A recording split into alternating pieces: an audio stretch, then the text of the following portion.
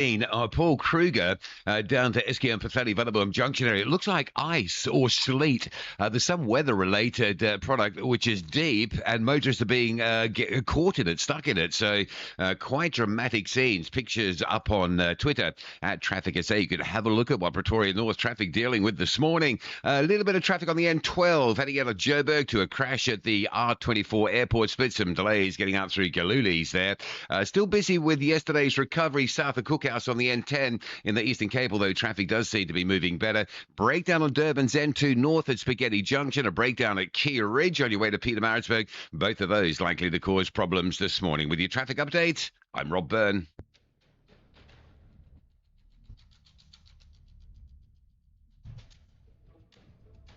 The Morning Brief, Monday to Friday, 6 to 9 a.m.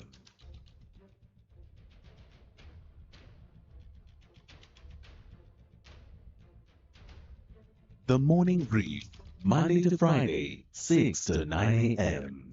Good morning. John Gericke in for Thulas. It's 8 minutes past 6 o'clock on a Monday morning, the first day of December. You doing all right so far? We're counting down to the holidays. I feel it coming. It's still not summer in Johannesburg. Big thunderstorm went across the city last night, early this morning, and it didn't look as if it rained too much. So maybe in some parts of the country, some parts of the city it did, but my car looked all right this morning. Well, welcome to the program. I'm John Gericke in for Thulas. It's an interesting show, as always, lined up today. We're going to hopefully hear from Barbara Creasy later on in the show. That's after the Department of Transport is conducting 24-hour patrols during the festive season. And then she made that announcement, and then 5 people died in a car crash just hours after that. So yeah, our roads are always horrendous over the holiday season. So hopefully something will be done there. We're looking to talk to the IEC today. They're talking about voter disillusionment. Declining turnout in recent years reflects growing frustration with political parties, perceptions of corruption, doubts about whether voting actually leads to any meaningful change. And having done a number of shows on the station, and when people phone in, the amount of times people have phoned in to go, I'm not going to vote. What's the point of voting? And it seems to be not a general consensus, but a lot of people have decided that voting's not for them. But we'll talk to the IEC, see if they have any plans to try and change that, if at all. It's World AIDS Day today, annually observed on the 1st of December, global call to action in the fight against HIV/AIDS. We're going to talk to the Health Minister today, Dr. Aaron Motsoaledi, about what the plans are for South Africa. There's government are working on something called UNAIDS 959595 targets. We'll talk to the doctor and find out what that's about. Then you heard it with Elvis, the G20 address from the president last night. He addressed the nation about after the G20 summit, some historical milestones, he said, Africa's central role in shaping global economic and political agendas, the outcomes from that, South Africa's role in the G20 presidency, what we achieved there, also what this means for South Africa as a whole. But then I guess we also have to look ahead with the States or Donald Trump saying on social media that they're not going to invite South Africa to the next G20 meeting, which is interesting because South Africa are a member of the G20. So we'll have a conversation about that with Oscar van Heerden today, who's a political analyst. Then the NPA head is up for grabs. A number of people are set or on shortlisted to replace Shamila Batoy as NPA head. Andrea Johnson, who you saw at one of the commissions, she's the head of the Investigating Directorate Against Corruption. Hermione Cronje, former head of the Investigating Directorate. Menzi Simelane's name has also been mentioned as well. So we'll get some analysis from that from Lawson Naidoo, who's Executive Secretary of CASAC. And we'll see what the shortlist is like, representation there. That's going to the president, who will make that announcement later on. Then, after 8 o'clock, there's an article out called The Allure of the Tsotsi, number one Tsotsi, a township star. And this all really stems from Kat Matlala at that parliamentary ad hoc committee. The romanticization, is that a word? The romanticization of the Tsotsi in township culture. From Kwamashu to Mitchell's Plain, hardened criminals often admired for their style, their wealth, and defiance of authority, blurring the line between fear and aspiration. Is that a real thing? The romanticization of the Tsotsi. Figures like Msomi Gang embodied an alternative masculinity, and a number of if you think of South Africa through history, even the Stander Gang was romanticized, and we're going to talk about that later on with an independent commentator on socioeconomic, political, and global matters. Looking forward to that conversation. The intersection of spirituality and materialism, where rituals and faith are tied to wealth. Look forward to that conversation later on. There's also this human rights report about the land around Hartbeespoort Dam. The Hartbeespoort Community Development Initiative has accused the Department of Water and Sanitation of systematically excluding black applicants from leasing state-owned land along the dam shoreline. Looking forward to that conversation just before 9 o'clock today. So it's a busy program. As always, news throughout. Zai has your sport. Rob has your traffic. All of that's coming up in the next 3 hours. Welcome to the Morning Brief. Gender-based violence is destroying lives and tearing communities apart. It happens in homes, in schools, at workplaces, and too often in silence. But it doesn't have to continue. If you see it, speak out. If you are hurting, reach out. Because doing nothing is not an option. Listen to all 19 SABC radio stations for hard talk, discussions, advice, dramas, educational shows, and interviews around GBV with experts, survivors, lawmakers, and a whole country affected by gender-based violence. All on your favorite SABC radio station. Call 0800 428 428 to report abuse or get help. GBV, it ends with you. This message is brought to you by the SABC. SAFM has signed a code of conduct that is enforced by the Broadcasting Complaints Commission of South Africa. Under the code, we are committed to giving news that is accurate, comment that is fair, and programming that is not harmful, does not amount to hate speech, or contain violence or explicit sex. If you think we are not living up to that code, then you can inform the Broadcasting Complaints Commission of South Africa. Direct any complaints in writing to the Broadcasting Complaints Commission of South Africa. PO Box 142365. Craig Hall 2024. Fax to 011-326-3198 or an email to bccsa@nabsa.co.za. For more information, please visit www.bccsa.co.za.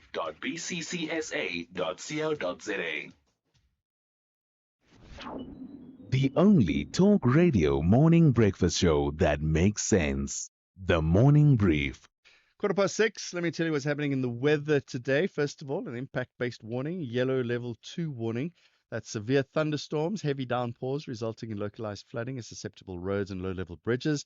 Strong winds and possible large amounts of hail expected in places over Gauteng, Highveld and escarpment of Mpumalanga, southwestern parts of Limpopo, the eastern parts of the Free State and the northwest, as well as the northwestern parts of KwaZulu-Natal. Also, fire danger conditions expected over the southwestern parts of the Northern Cape and the western parts of the Western Cape. Pretoria, Johannesburg, for anything today. Morning fog patches, otherwise partly cloudy, scattered showers and thunder showers. The capital 14 to 26, Johannesburg 13 to 24, for anything 12 to 26. Mbombela will have morning fog, otherwise it'll be cloudy, isolated showers and thunder showers 15 to 25.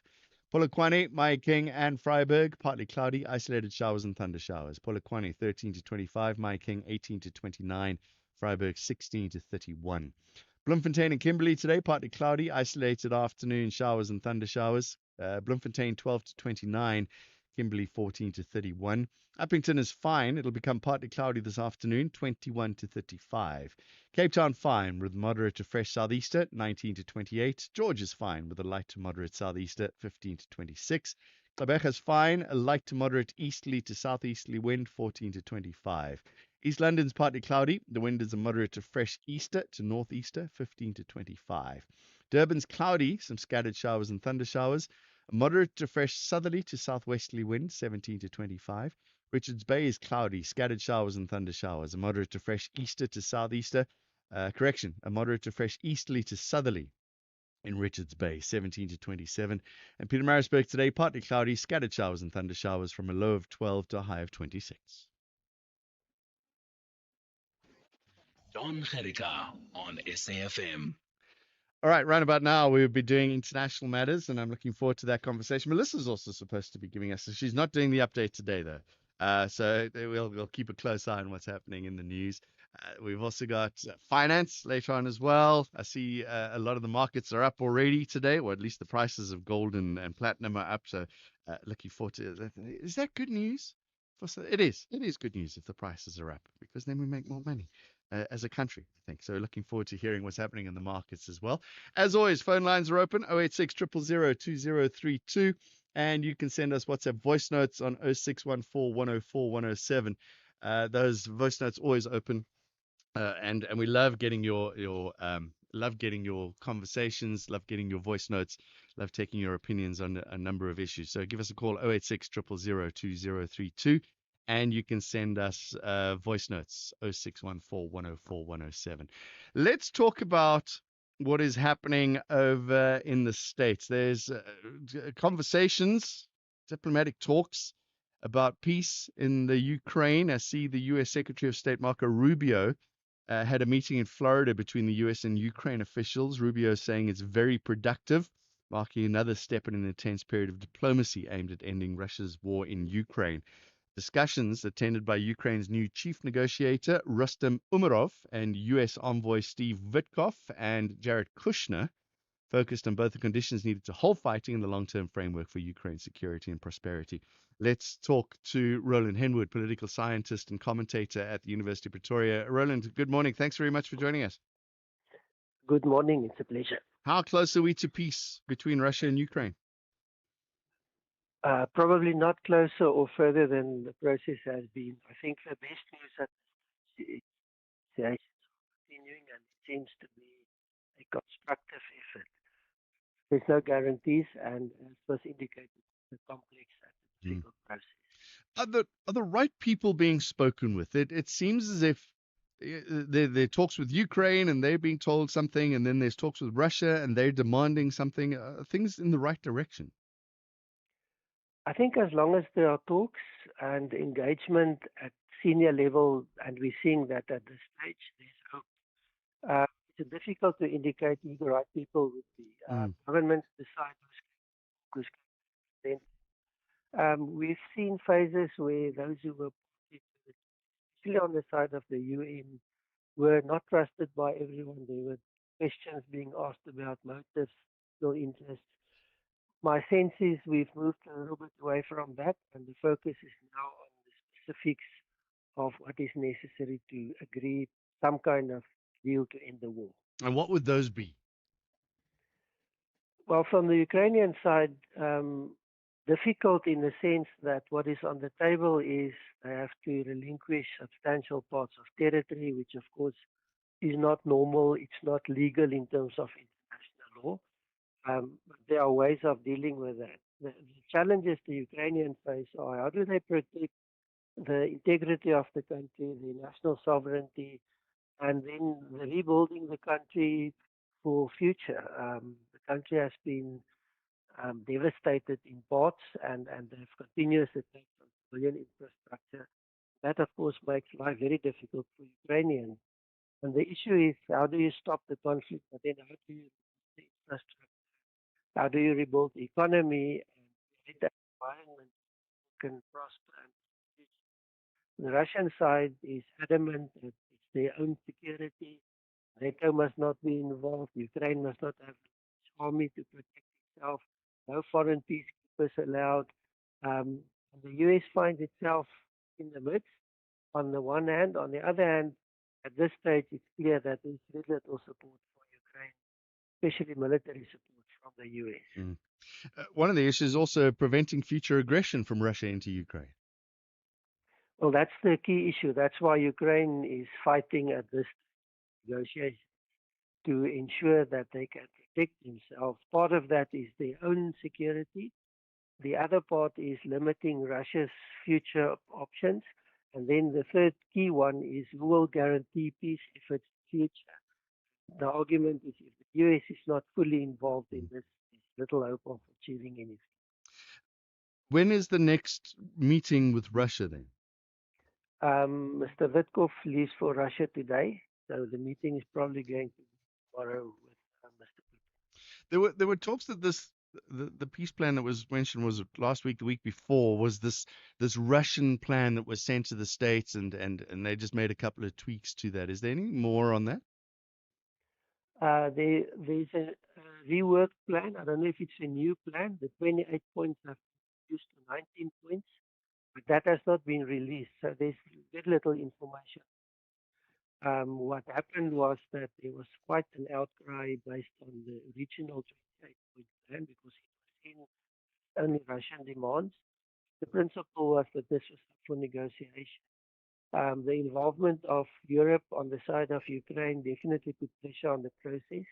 And it's clear that although Europe is not invited to the negotiations Mm. itself, they're very active supporting Ukraine and engaging the US in the process of negotiations. And that's definitely changing, of course, and also changing some of the details of is on the table. Do you see Ukraine giving up the Donbass? It depends on what kind of deal is on the table and what future is promised in that deal. Let's phrase it that way. Mm. Um, Practically looking at the realities, unless you drive Russia out, there's no other way Mm. to secure that. I think the key is going to be, does Ukraine sign away its territory or does it accept an interim and foreign control of territory? Those are two very different realities. Legally, they cannot sign off the territory in terms of a peace agreement. Because Ukraine's saying that if you allow that, then you're allowing that Russian aggression to stand. Well, that's the fear from Europe, saying that you cannot reward illegal acts of Mm. war to expand your territory. That's what caused wars. So there's fierce opposition to this in Europe. What is Moscow saying? That it's their territory, it's their people, and they have a right to self. One of the big issues that Vladimir Putin's raised a number of times was not allowing NATO or Ukraine to become a member of NATO. Is that still one of his strong standpoints? Yes, very much so.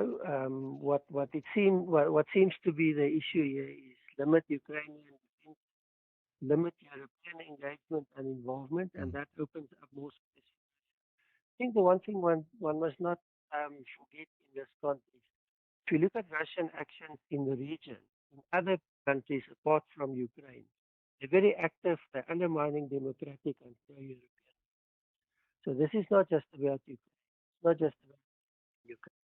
It's bigger context of what Russia is doing. And they're not playing by the accepted rules of international politics and international.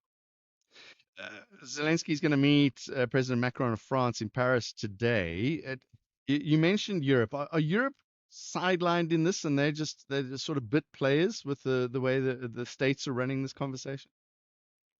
They're not allowing themselves to be sidelined. They're very active, very supportive of much more so than the US. The US Mm. is there in terms of negotiations, but no longer support. What support they get is through Europe and financed by Europe. So Europe is active, engaging. They may not be at the negotiation table, but very much and they also use they use the means to influence the US president, the access to the president. And that's probably why we've seen the move away from the original 28 also. Mm. Right, we're going to leave it there. Roland Henwood, thank you very much. Political scientist and commentator. He's based at the University of Pretoria. This is SAFM Sport with Zai Khan. Morning, Zai. You say the Proteas just edged by India? Ooh, it was a proper nail biter. Yeah. Ooh.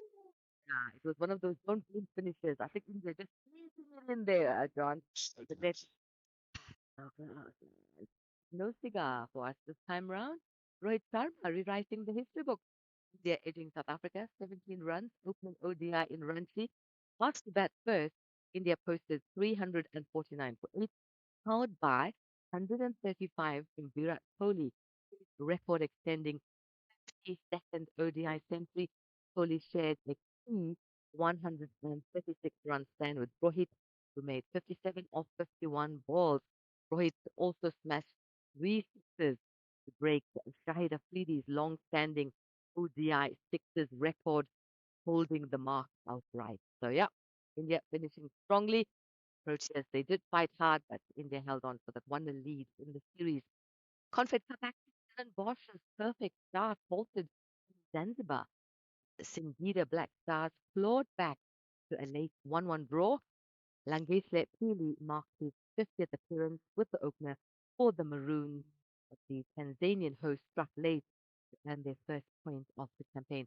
Stellenbosch remained top of Group C on 4 points, while Singida sits bottom with 1 after 2 matches. Elsewhere in England, Aston Villa climbed to third after a 1-0 win over Wolves. Villa Park, it was a tense first half. Villa sit 1 point behind Manchester City. The Wolves remain rooted to the bottom. Meanwhile, Alexander Isak, he finally opened his Premier League account for Liverpool, inspiring a 2-0 win over West Ham United. The Swedish striker did his goal drought with his first league strike since his move from Newcastle before Cody Gakpo sealed it late on. It was Liverpool's first win in 4 matches in all competitions. And to rugby and the Springboks scrum half, Cobus Reinach says every camp remains a privilege, whether it's your first or your 50th. Now he reached that milestone on Saturday as South Africa demolished Wales 73-0 in Cardiff, their biggest ever win over Wales.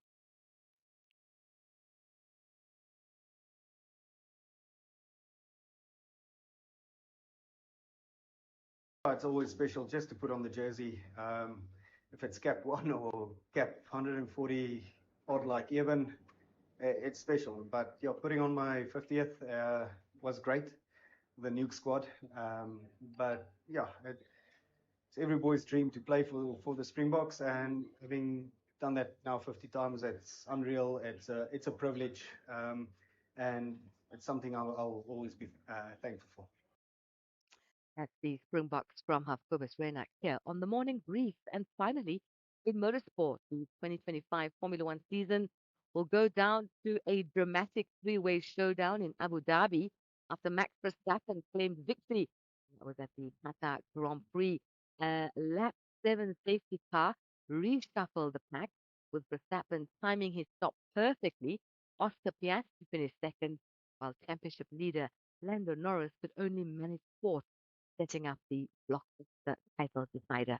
That's your sport on the morning brief. We'll be back in the fast lane, top of the hour. I'm Zai Khan. You know, Zai, but Oscar Piastri is 1 day older than my son. And watching him after the race yesterday, he was so disappointed because of that decision not to pit on the 7th lap or whenever it was. And I could feel it inside of me, just how depressed and sad he was about it. And then he realized that he's only 24 years old. Shame. I mean, yeah. Young man driving like an old soul there. Yeah, Oscar Piastri. but Max Verstappen's a legend. Just saying, Whew, just throwing it yeah. out there. Not a rookie anymore, Max Verstappen. Yeah. Zaika, thank you very much. More sport coming up in an hour's time. Headlines just after the news at 7 o'clock. Right now, it's 6:30. Good morning, I'm Anne Musa. In the headlines, former President Jacob Zuma will this morning launch an appeal against the judgment of the High Court in Johannesburg, ordering him to repay 28.9 million rand in state-funded legal fees. The special motion will be heard virtually. President Cyril Ramaphosa says disinformation among groups in the country is fueling the U.S. stance towards South Africa. Ramaphosa has appealed to those who he says have been spreading disinformation about the country to join the country's national dialogue to ventilate their issues.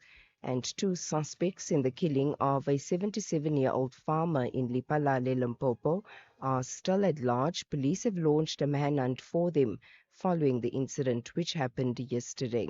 I'll have details on these and other stories at 7. SAFM guiding you through the rush hour traffic.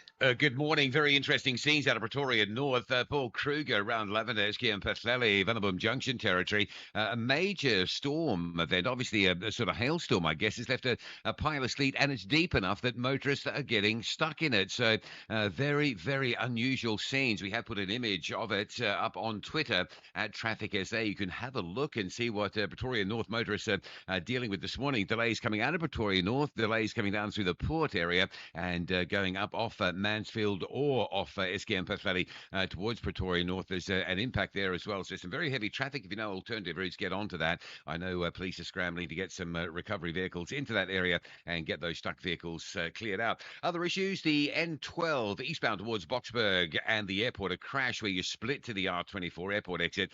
Behind that, the traffic on the N3 North queues all the way back deep into Germiston. So big trouble N3 North up through Bedfordview, linking into that N12 eastbound down towards the crash scene.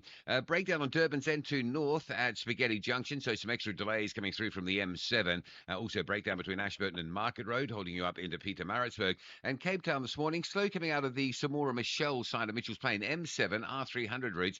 Both of those looking fairly heavy. And the N1 busy, Q's, Kryfontein, Brackenfell, and then Belleville through to Sable Road, already busy on both of those sections. Rob Byrne, SAFM Traffic. The business update on SAFM. So before I go to Ntauling, there's if you go to Rob's Twitter, Traffic SA, there's two lovely pictures. Just shows you what kind of country we live in. It's fantastic. There's Ati de Brain that's been retweeted with the weather in Durban, and then there's that Pretoria North of cars trying to get through the hail. It's right on your screen. It's two of the most divergent, different kind of views of what the weather's like at the moment. Go have a look, Traffic SA. Let's go to the business, see what's happening there. Ntauling Lachela joins us. Morning, Ntauling. China manufacturing worries today. Morning, John. Now, we're all seeing China's factory slipping back contraction territory, signaling renewed pressure on the world's second largest economy. A private survey from Rating and S&P Global came in at 49.9 in November, below the 50-point mark that separates expansion from contraction. Slowdown reflects weak domestic demand, with new orders barely growing despite a solid pickup in export sales. Companies cut staffing, reduced purchasing, and became more cautious with inventory as production growth stalled. The official PMI also contracted for an eighth straight month, underscoring the broader loss of momentum across that economy. China is still wrestling with a deep property downturn, softer consumer spending, and falling investment. Economists now expect fourth quarter growth to drop below 4.5%, down from 4.8% in the previous quarter. While trade tensions with the US have following temporary truce, analysts say it will take much stronger domestic demand to deliver a meaningful rebound. I think air chaos as Airbus recalls airplanes. Yeah, of a travel glitch during the US Thanksgiving weekend as Airbus ordered immediate software repairs on 6,000 A320 family jets after solar flare linked data glitch forced one of its largest recalls in its history and triggered global travel disruptions. The airline required briefly ground affected aircraft to revert to an older software version, causing delays during, of course, one of the busiest travel weekends of the year. And the repair was fast, with American Airlines completing all required updates on Saturday. Carrier added that it expects no further operational impact for the remainder of the holiday period. Other U.S. airlines were less affected. United reported six impacted jets with only minor disruption, and Delta said fewer than 50 aircraft required updates. The recall hit parts of Asia and Australia harder, with ANA cancelling 95 flights and Jetstar grounding dozens of aircraft. Regulators say the from an uncommanded pitch down event on the 30th of October on a JetBlue flight, prompting emergency airworthiness directives in the US and Europe. And what's happening in the markets this morning? So, US market, just reflecting on how they closed on Friday, closed the month on a strong note with the Nasdaq moving up 0.6 Back at home, the JSE was mixed. Strength in precious metals helped lift resource stocks, supporting 0.35% rise in the JSE All-Sea Index. The rand, in the meantime, still holding on to its recent gains, supported by expectations of a potential Fed rate cut, which continues to weigh on the dollar. Local currency is trading at 17.13 to the greenback. Oil has started December on a firmer footing, trending higher after OPEC Plus announced it will suspend production increases in the first quarter of the next year. Brent is up 1.3%, trading at $62.45 a barrel. And lastly, in Asia, markets are trading mixed as investors digest fresh economic data with China. Darling Lachella, thank you very much. More business coming up in an hour's time. Africa Update on SAFM. Good morning, Sipho Mantula. It's, what is it, Reconciliation Month and Sobukwe and Mandela Week. A refreshing morning, John. No matter the weather, John, this is the month of the 16th of December. But also, from now, John, both Sobukwe and Mandela, we will be remembering them on this. Sobukwe was born on the 5th, Mandela passed away on the 5th. So we'll give them more details during the week. All right, looking forward to that. But speaking of reconciliation, peace in the DRC?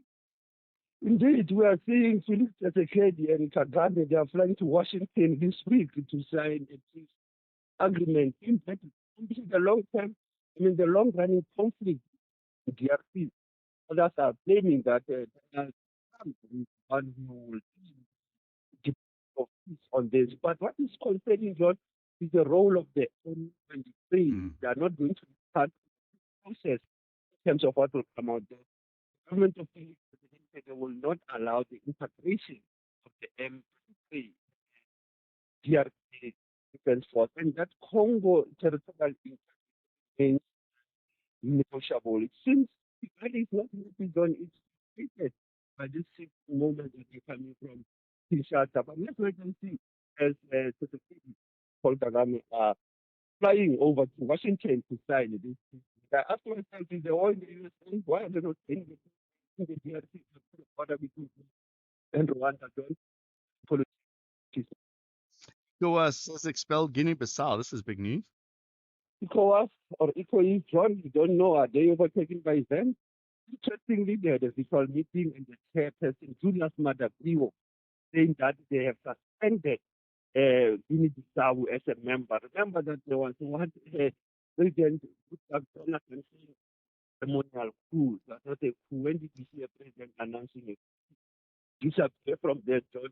He has questioned it actually when he was raising it. But ECOWAS, member state from Cabo Verde, Liberia, and anyway, that virtual meeting, they condemn this military coup, what they call legal abortion of the democratic process that seeking to subvert popular will.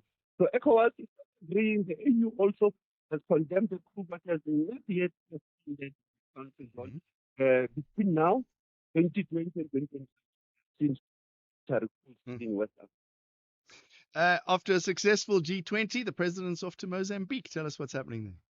Absolutely, but after G20, he didn't go to Mozambique first, John. He started in Angola, Luanda. Now he's going to the land of Samara Machel tomorrow and Wednesday. What is called the National Commission.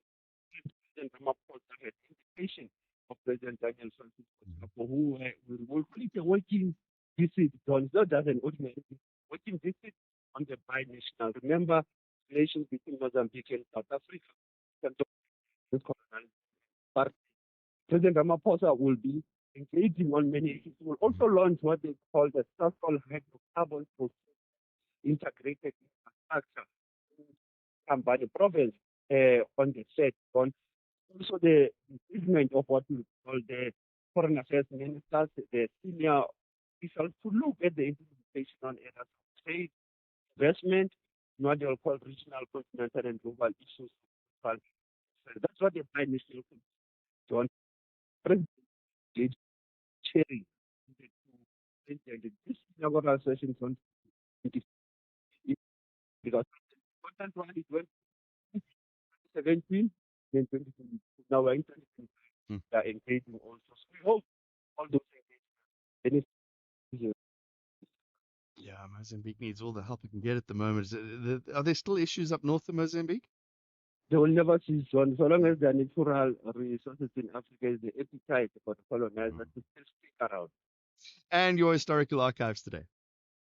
28 years ago, 1st of December 1987, when Julius, chairman of the Samatama Yamapinduzi, was addressing the ANC, the African National Congress, about in this testing Mwalimu Nyerere emphasized that they are playing in the liberation movement against the struggle to fight apartheid.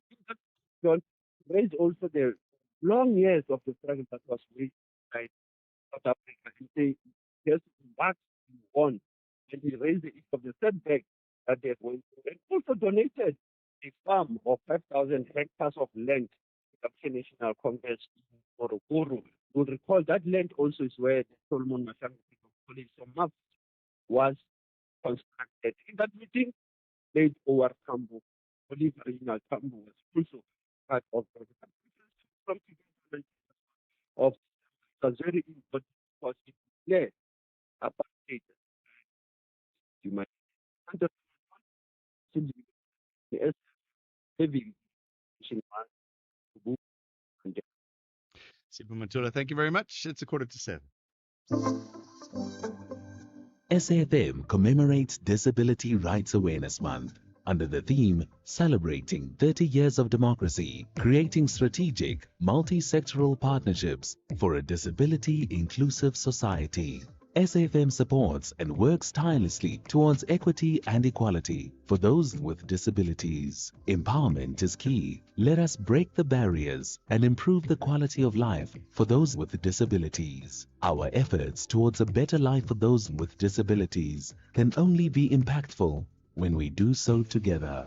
We do not tolerate any kind of discrimination. Disability Awareness Month 2025 on SAFM 104 to 107 FM nationwide, leading the conversations that move us.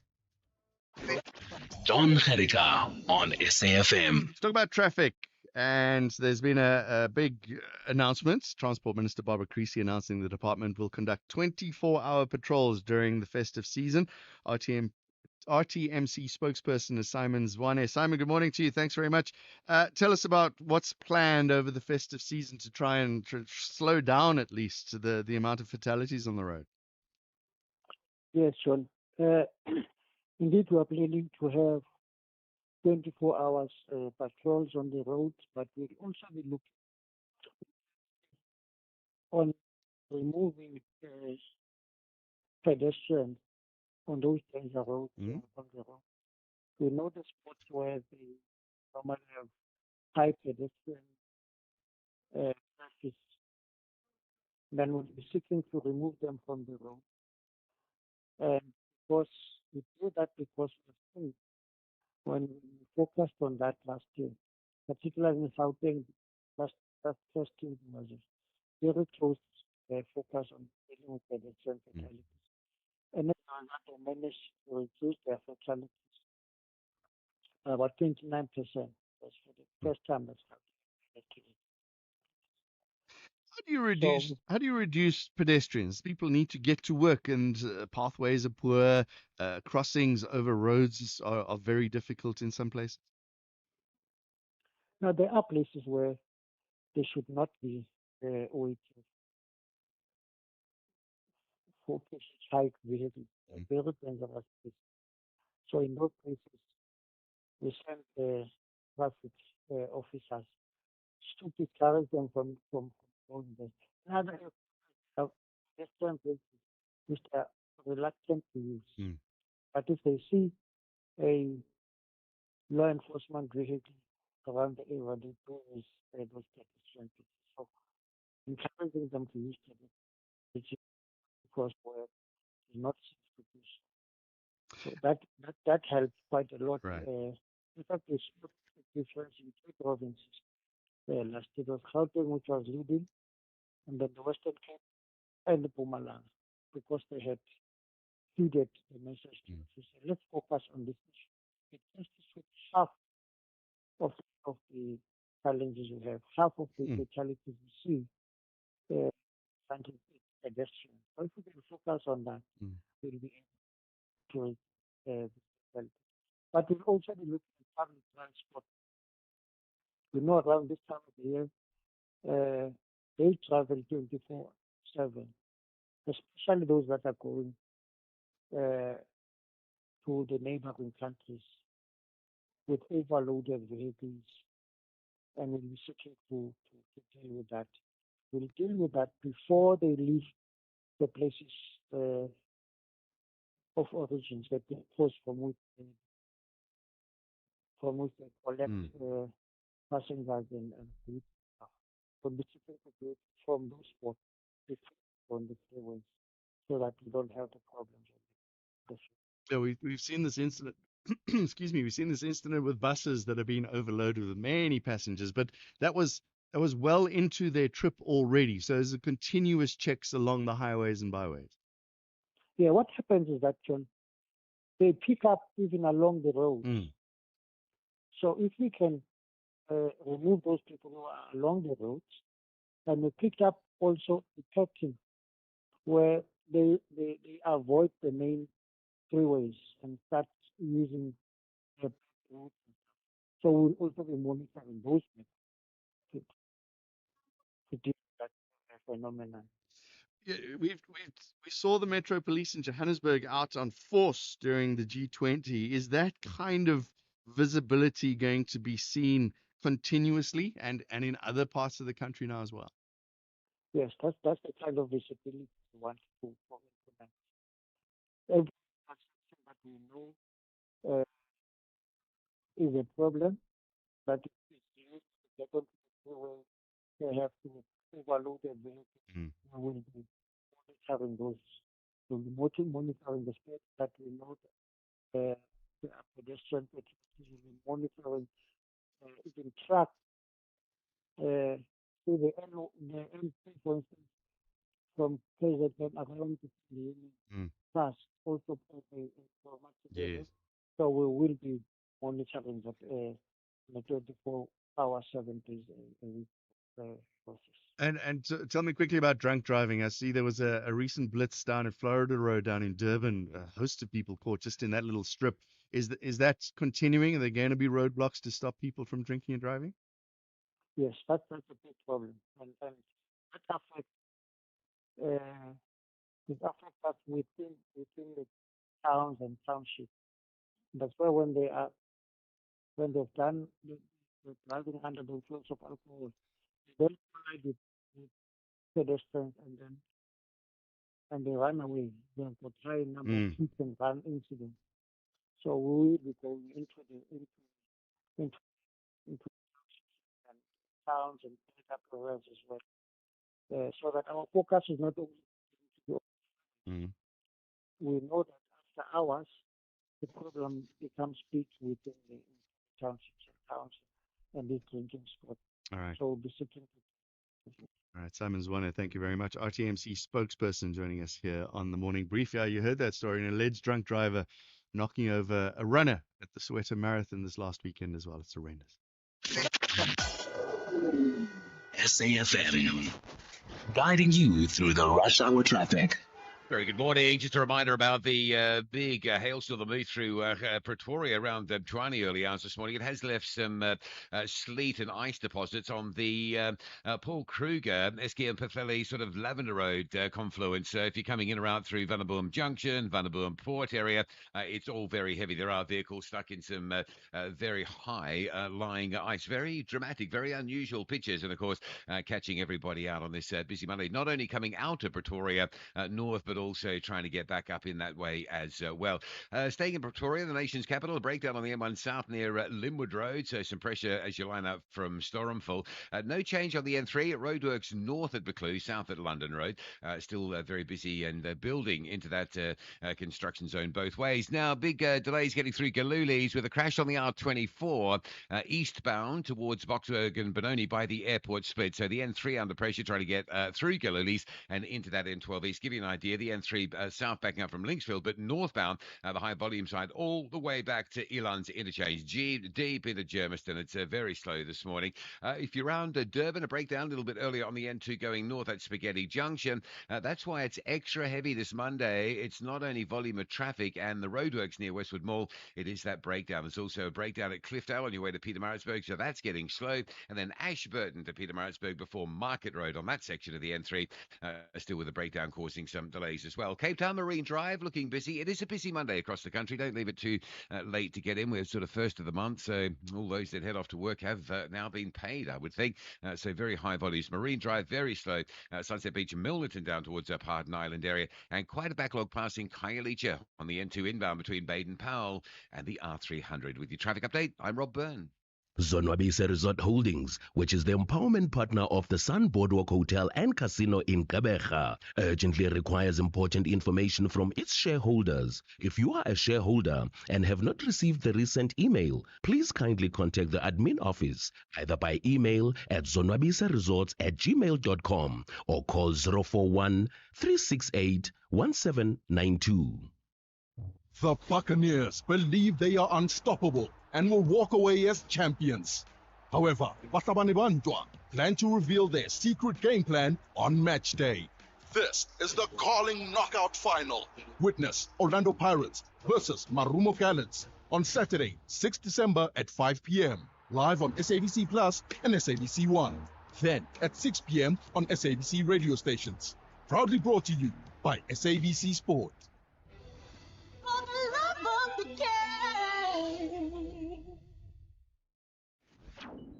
The only talk radio morning breakfast show that makes sense. The Morning Brief. Let's talk about this strange story about suspects that were arrested by the Hawks in relation to the ongoing investigation into several South Africans being facilitated into involvement in the Russia-Ukraine war. Colonel Katlego Mogale is the Gauteng SAPS spokesperson. Colonel, thank you very much for joining us. Tell us about the incident at OR Tambo this weekend. Listeners, it's spokesperson at the National Office. National Office, apologies. Go ahead. 4 of them were arrested during the past 3 days, and the last one was arrested on Saturday. This is following information that there were people facilitating South African citizens to be part of the ongoing war in Ukraine, between Ukraine and Russia. And this information or these aspects was brought to the Crimes Against section of the Terrorist Crime Investigation by the members of OR and I realize everything has to go to court today, but how did the Hawks work out that these individuals were going to Russia? Preliminary investigation that was conducted says people were taken into custody, revealed that they forced for them to be detained for further investigation. They laptops were taken, and that information contains a contract to actually execute an arrest. And who is this fifth individual that was arrested on Saturday? The names of those individuals. What are they charges? They are being charged under the regulation for the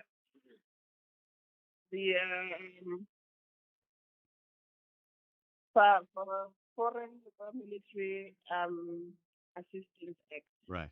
So it's just to explain that it's against the law for South African citizens to participate in international wars. Is that correct? That would be correct. All right, and the facilitation thereof. Yes, if one is to facilitate that,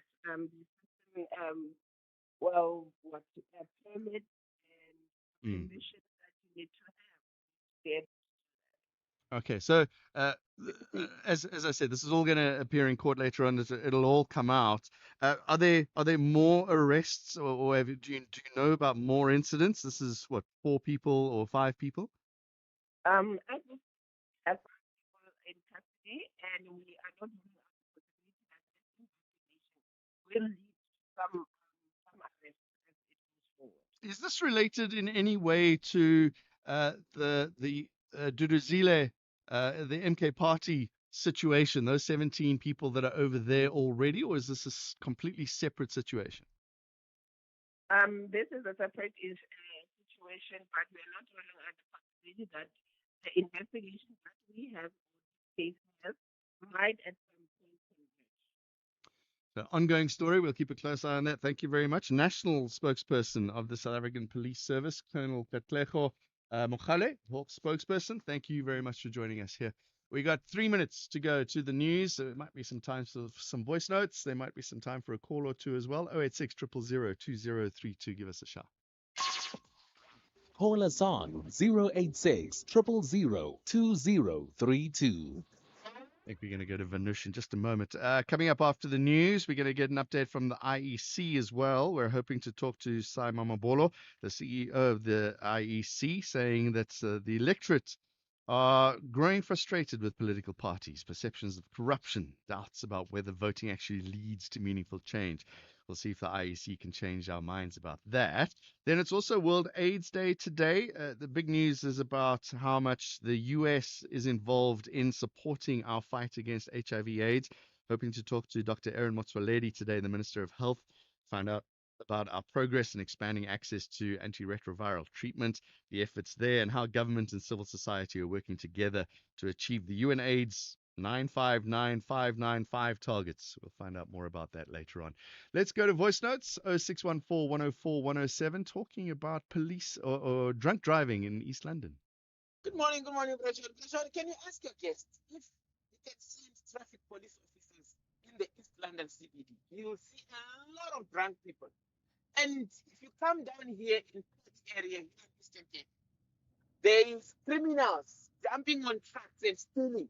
What are the police doing about that? What are the traffic police doing about that? Because this is a traffic issue where we are being robbed because there's a construction of the road here. What are they doing about that? Hi, Jim. It's Lizoso from East London. I believe there's nothing the IEC can do about voter turnout. I see that outcome to depend on the credibility of political parties. For instance, the fact that opposition parties ignore reports of wrongdoing by those in power is the reason I stopped voting years ago. Morning, John. Errol here. You know, as long as South Africa associates and keeps making friends with terrorist countries like Iran, Cuba, Russia, and China, no matter how much disinformation AfriForum and the like make, it won't stop America from employing sanctions against us and isolating us. So yeah, and of course our corruption. Errol, Durban. Some of your voice notes, 0614 104 107. We'll play more later on, and you can always call 086 000 2032. Melissa just told me that unfortunately we're not going to be hearing from the IEC today, but I'd still like to get your reaction about this. How do you overcome voter disillusionment? We heard in the voice notes there that it's impossible. How do we strengthen transparency, expand voter education, ensure logistical efficiency, making sure that we're voting for the right political parties? I'd like to get your views. 086 000 2032. You're with SAFM. John Kerrick in for Thulas. It's 7 o'clock. Outsurance is in the business of saving you money on your car insurance premium. If they can't, ask for 500 Rand. SMS out to 30754. That's out to 30754.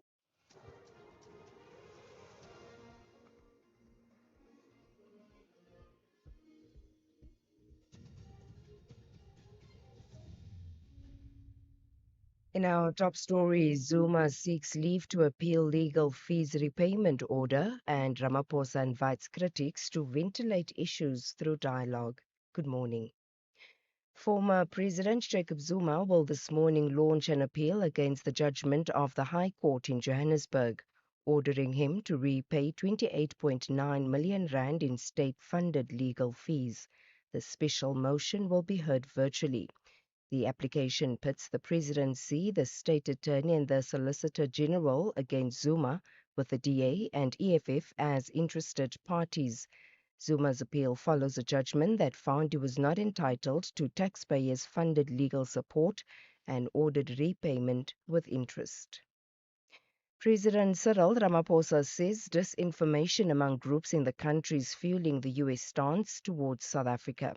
He says this is undermining South Africa's national security and hampering government's efforts to create jobs. Ramaphosa has appealed to those who he says have been spreading disinformation about the country to join the country's national dialogue to ventilate the issues. Addressing the nation last night, he said South Africa remained committed to engaging with the US in respectful dialogue.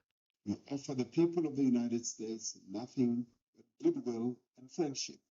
We affirm our commitment to continue to engage in dialogue with the United States government and to do so with respect and with dignity as equal sovereign countries. We value the United States government and its people as a partner.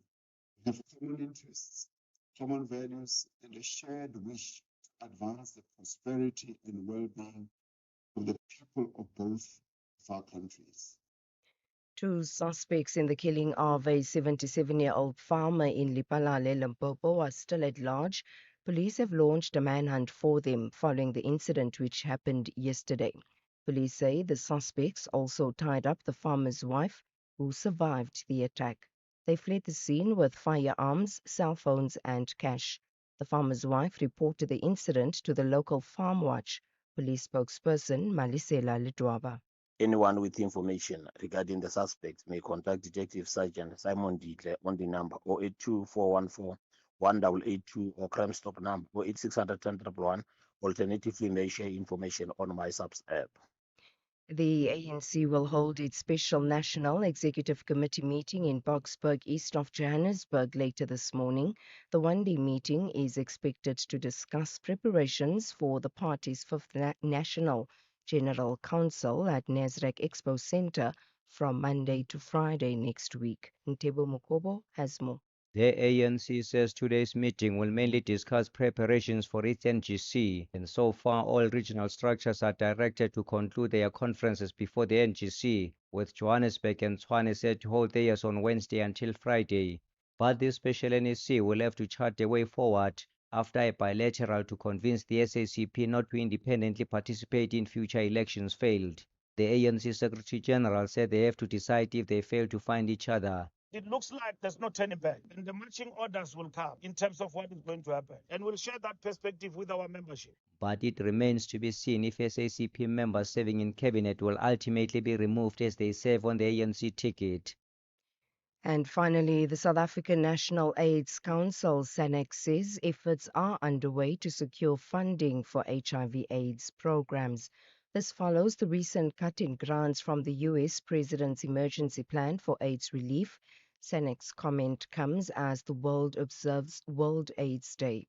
Deputy President Paul Mashatile will lead the National World AIDS Day event at Masimula Stadium in Masimula in Limpopo. Health Minister Dr. Aaron Motsoaledi, Limpopo Premier Dr. Popi Ramatuba, officials from SANEC and local community members will join Mashatile. SANEC CEO Dr. Tembisile Lulu. We are now speaking to other funders through the DG, speaking with philanthropists like Elma, like Clinton Health and private sector, and this is held by DG, and that is looking very promising. And we are also looking at possibly positive results in the national lottery leadership forget. We have in a few areas, and then government in the midterm adjustment also put in an application for more money. Nobody will ever be able to fill all the pets are left in this country. But I think when you look at how we are changing programs to be more efficient and the resources we are mobilizing, it should be relatively fine. Recapping the top story, former President Jacob Zuma will this morning launch an appeal against the judgment of the High Court in Johannesburg, ordering him to repay 28.9 million rand in state-funded legal fees. For SAFM News, I am Anne Musa. Outsurance will go out of their way to try and save you money on your car insurance. If they can't, ask for 500 Rand. SMS out to 30754. That's out to 30754.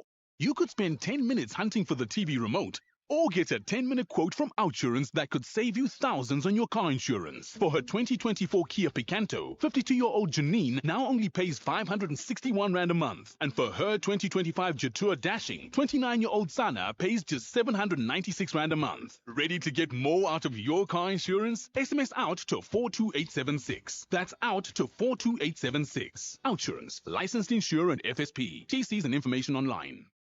Very good morning to you. In your SFM Sport headlines, cricket, the Proteas captain Eden Markram flagged top order troubles after South Africa went down by 17 runs to India. First ODI. On soccer news, Bafana are in the final countdown mode as coach Hugo Bruges prepares to announce his last AFCON squad for Morocco. We have details just before 7:30. SAFM, guiding you through the rush hour traffic. He's getting in and out of Pretoria North this morning along the Paul Kruger, Lavender and SKM Pathlani Mansfield options with a big weather system that moved through early hours this morning. Dropped a lot of ice and sleet onto that section of Paul Kruger near Vanderboom Junction.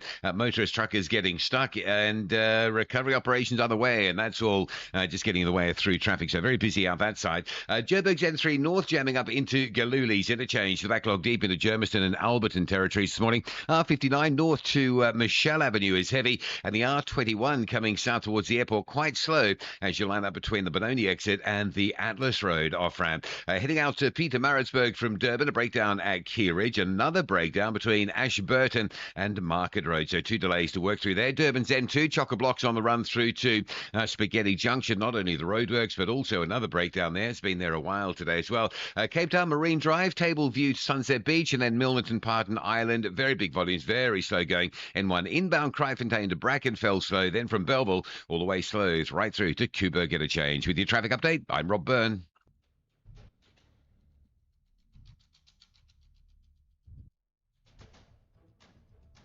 The Morning Brief, Monday to Friday, 6 to 9 a.m.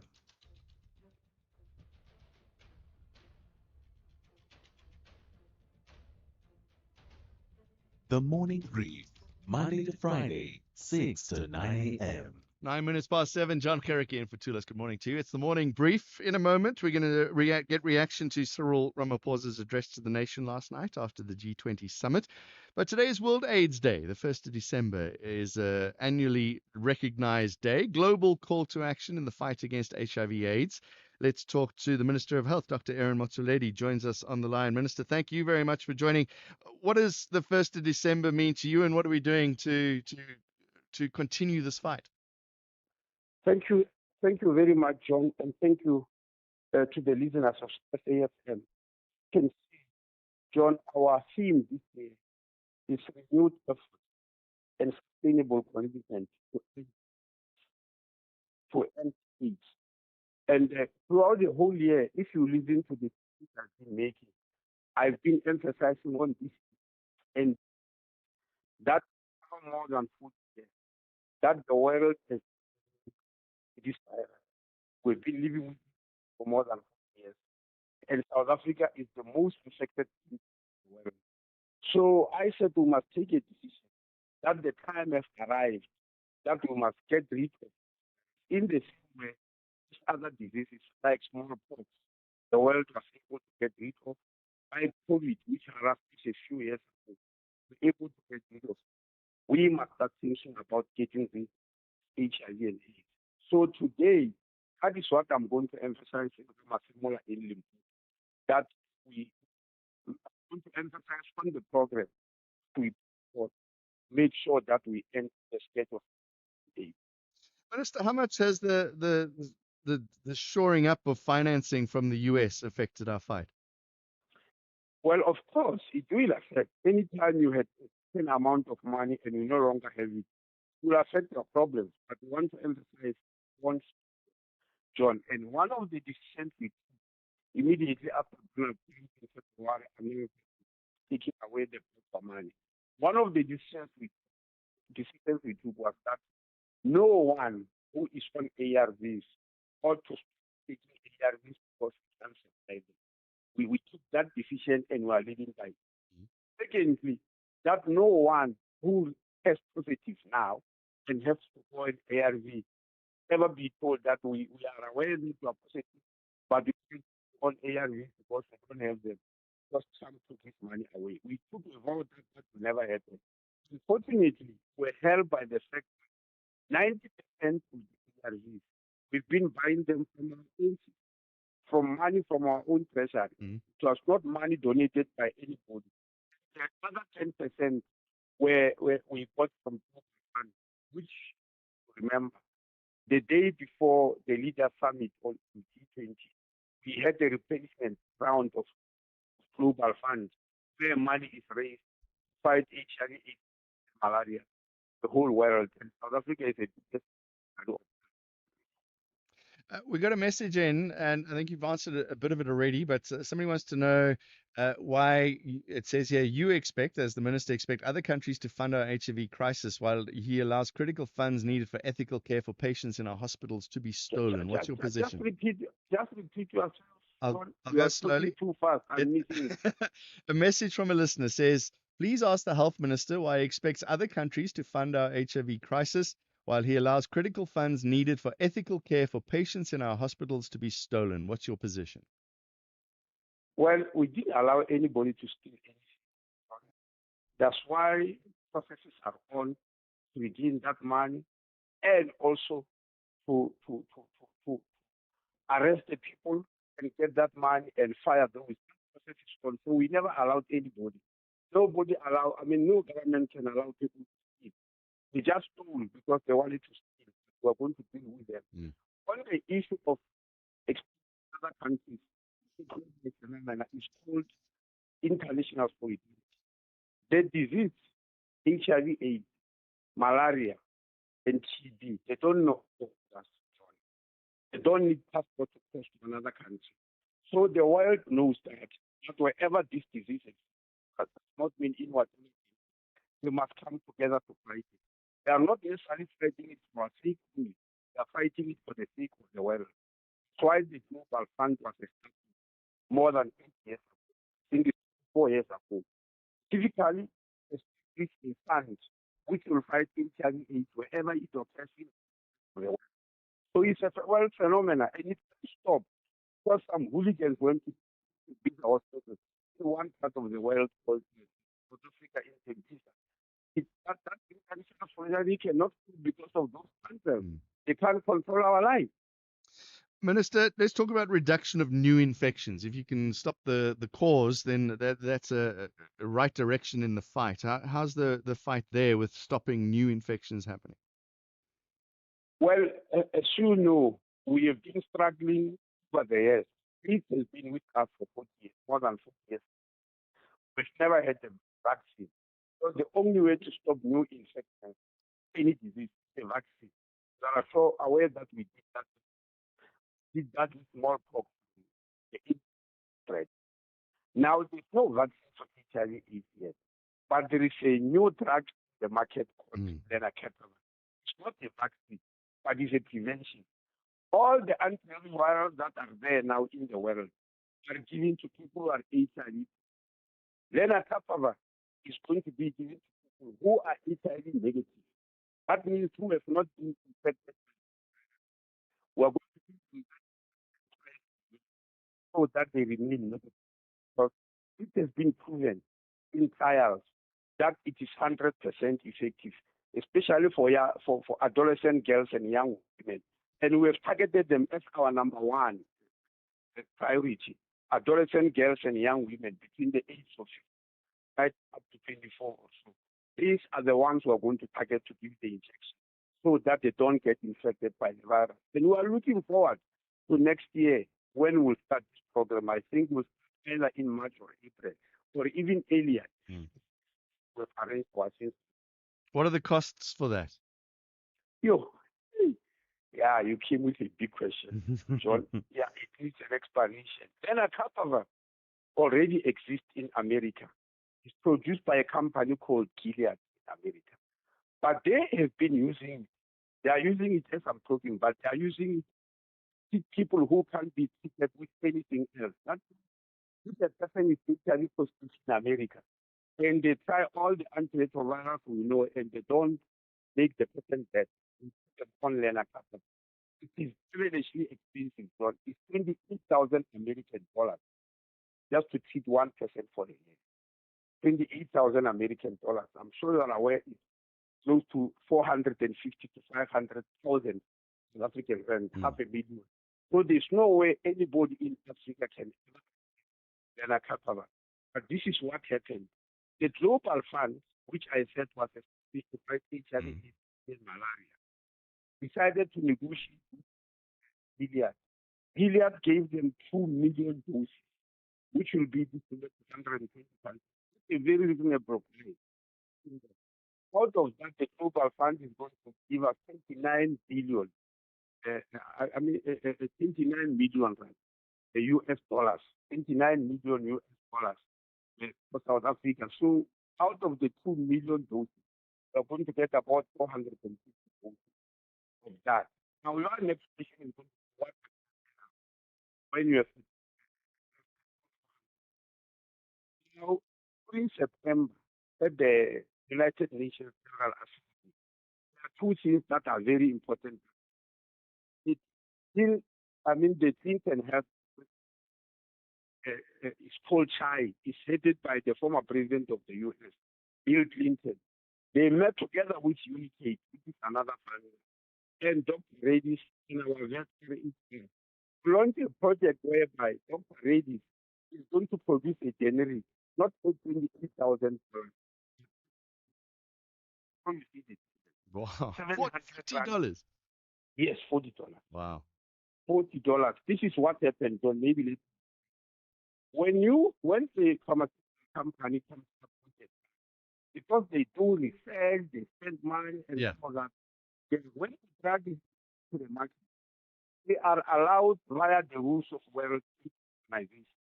They are allowed 20 years of intellectual property rights. That means for 20 years, they've got intellectual property over that drug. Nobody else can produce it at any price. It is them who determine the price, and they are the only ones who can produce it. You are aware that this virus, this disease, the world doesn't have 20 years. Don't have 20 years. Oh, I see. Wait Okay. for that. Yeah. So negotiations were key. Pressure was laid on Gilead all over the world to say they must give voluntary license. The voluntary license is whereby the company forgoes its intellectual property. They say, I'm issuing a license to this one particular company to produce that medicine. They made their own arrangement. So 6 companies were given that voluntary license. One of them is called Dr. Reddy, an Indian-based company, Dr. Reddy. So he's the one that is going to produce, with the help of Clinton Health and Unicate, they are going to produce lenacapavir. It's a generic for $40, not $20,000. Yes. The Bill and Melinda Gates Foundation also did the same thing with another one of the 6 companies that got voluntary license called Hetero. Hetero is also going to produce 40 plus, not 28,000. Okay. So those productions will come into the market in 2027 or. Okay, good news. Doctor, we need to wrap it up. Are we winning the fight against HIV/AIDS in South Africa? We have tamed it. We have not yet won the fight. We have tamed it. It all depends what we want. With market, we can. We remember some years back, people used to go to funeral left, right, and center until 2010, when we launched the biggest HIV. When you launch the world's biggest campaign, HIV testing treatment campaign, which we launched in 2010. What is it done? It's life expectancy. Before that, around about 2010, life expectancy in South Africa was around 53, 54 years. It was raised by 10 years. To an extent where one of the eminent scientists, Professor Salim Karim, said it's like abolition of slavery. But it did not only do that. Maternal mortality was very high in our country. Maternal mortality dropped dramatically. That means the number of women who were dying to take is death. I can also take you back to 2004, where 70,000 babies were born Italy to the Vietnam. That figure has dramatically dropped to about because of prevention of cancer. So in that regard, I can say we are winning the battle. We have killed the virus, but we have not yet eliminated. All right, Dr. Aaron Motsoaledi, thank you very much. Minister of Health in South Africa. World AIDS Day today, observed annually on the 1st of December. A global call to action in the fight against HIV/AIDS. Don't delay the fun. Fly into summer with FlySFair, Africa's most on-time airline, and land right on schedule to start your holiday. With our consistent on-time arrivals, we'll get you to family, friends, and good times even faster. From local hotspots and beyond to Mauritius, Zanzibar, Zim, and Namibia, you have so much choice on where to soak up the sun. Time's ticking. Get to flysafair.co.za now and book those holiday flights fast. FlySafair, for the love of flying. Are you looking for the best spectacle and sunglass deal? With Specsavers buy one, get one offer, you get great value for money. Get a free pair of branded single vision prescription sunglasses up to 3,300 Rand when you purchase a comprehensive eye examination and spectacle frames with lenses on your first pair. The best part? Choose from top brands like Police, Hugo, Under Armour, Tommy Hilfiger, Red Bull Specs, and more. Affordable eye care? Specsavers. T's and C's apply. If your bank makes you wait for business hours to call them, then wait on hold during those business hours, you should take a second to ask why they even have your business. Join Discovery Bank to have SA's best bank for client service, available 24/7 for service exactly like no other bank. Discovery Bank is a licensed FSP and Ask Africa's Best Banking Service winner. I don't love going to school. I don't love sitting in a classroom with 50 other children, but I do love learning. Ndiyakuthanda ukufunda isiXhosa as a language. I do love getting good grades. I do love UCT Online High School because I do love my future. Apply online before 19 December. Streaming Skim Sum on the way to class. Catching the Premier League while waiting for your order. Jamming to Metro FM before you even get out of bed. On SABC Plus, sinayo yonke into ifunayo. Your shows, your music, your way, anytime, anywhere. Zero subscription fees. On your phone, tablet, or smart TV. Download SABC Plus on iOS or Google Play Store.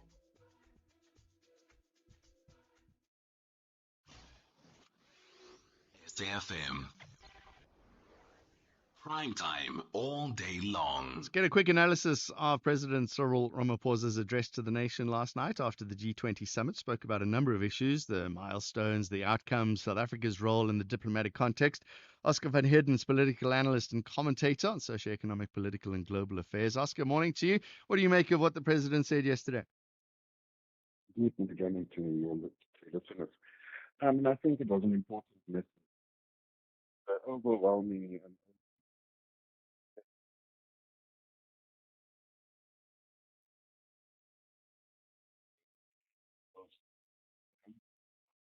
for South Africa that was during yes, ministerial meeting take place. Culminating.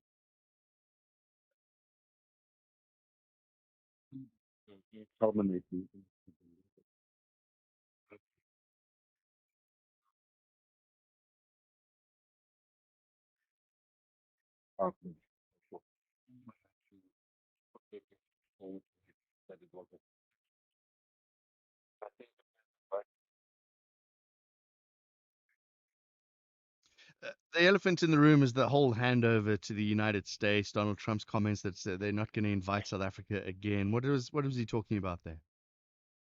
Well, as you know, President started to boycott. That's the first time I remember if you do this. It just means some of these like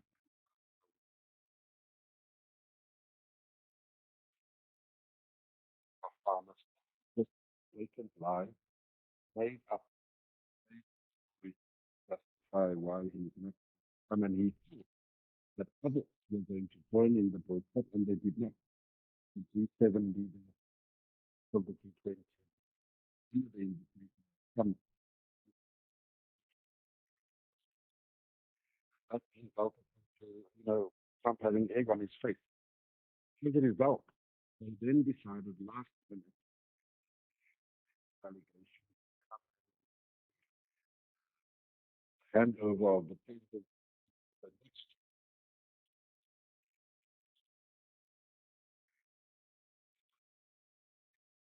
he tried to send a very low level official. I would say South President Ramaphosa. And Ramaphosa would have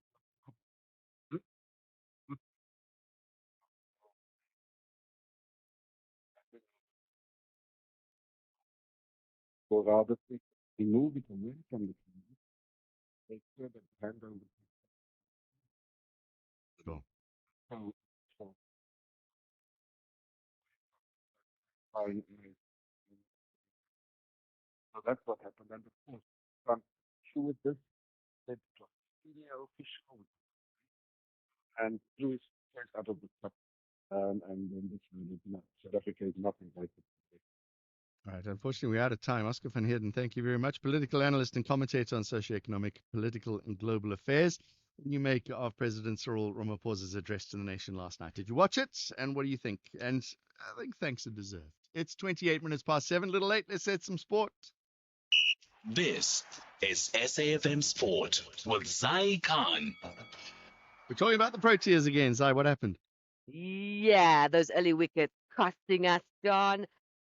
Pretty much sets up the result, I think. But the Proteas captain Aiden Markram admits the top order left South Africa with that mountain to climb in their first ODI against India in Ranchi.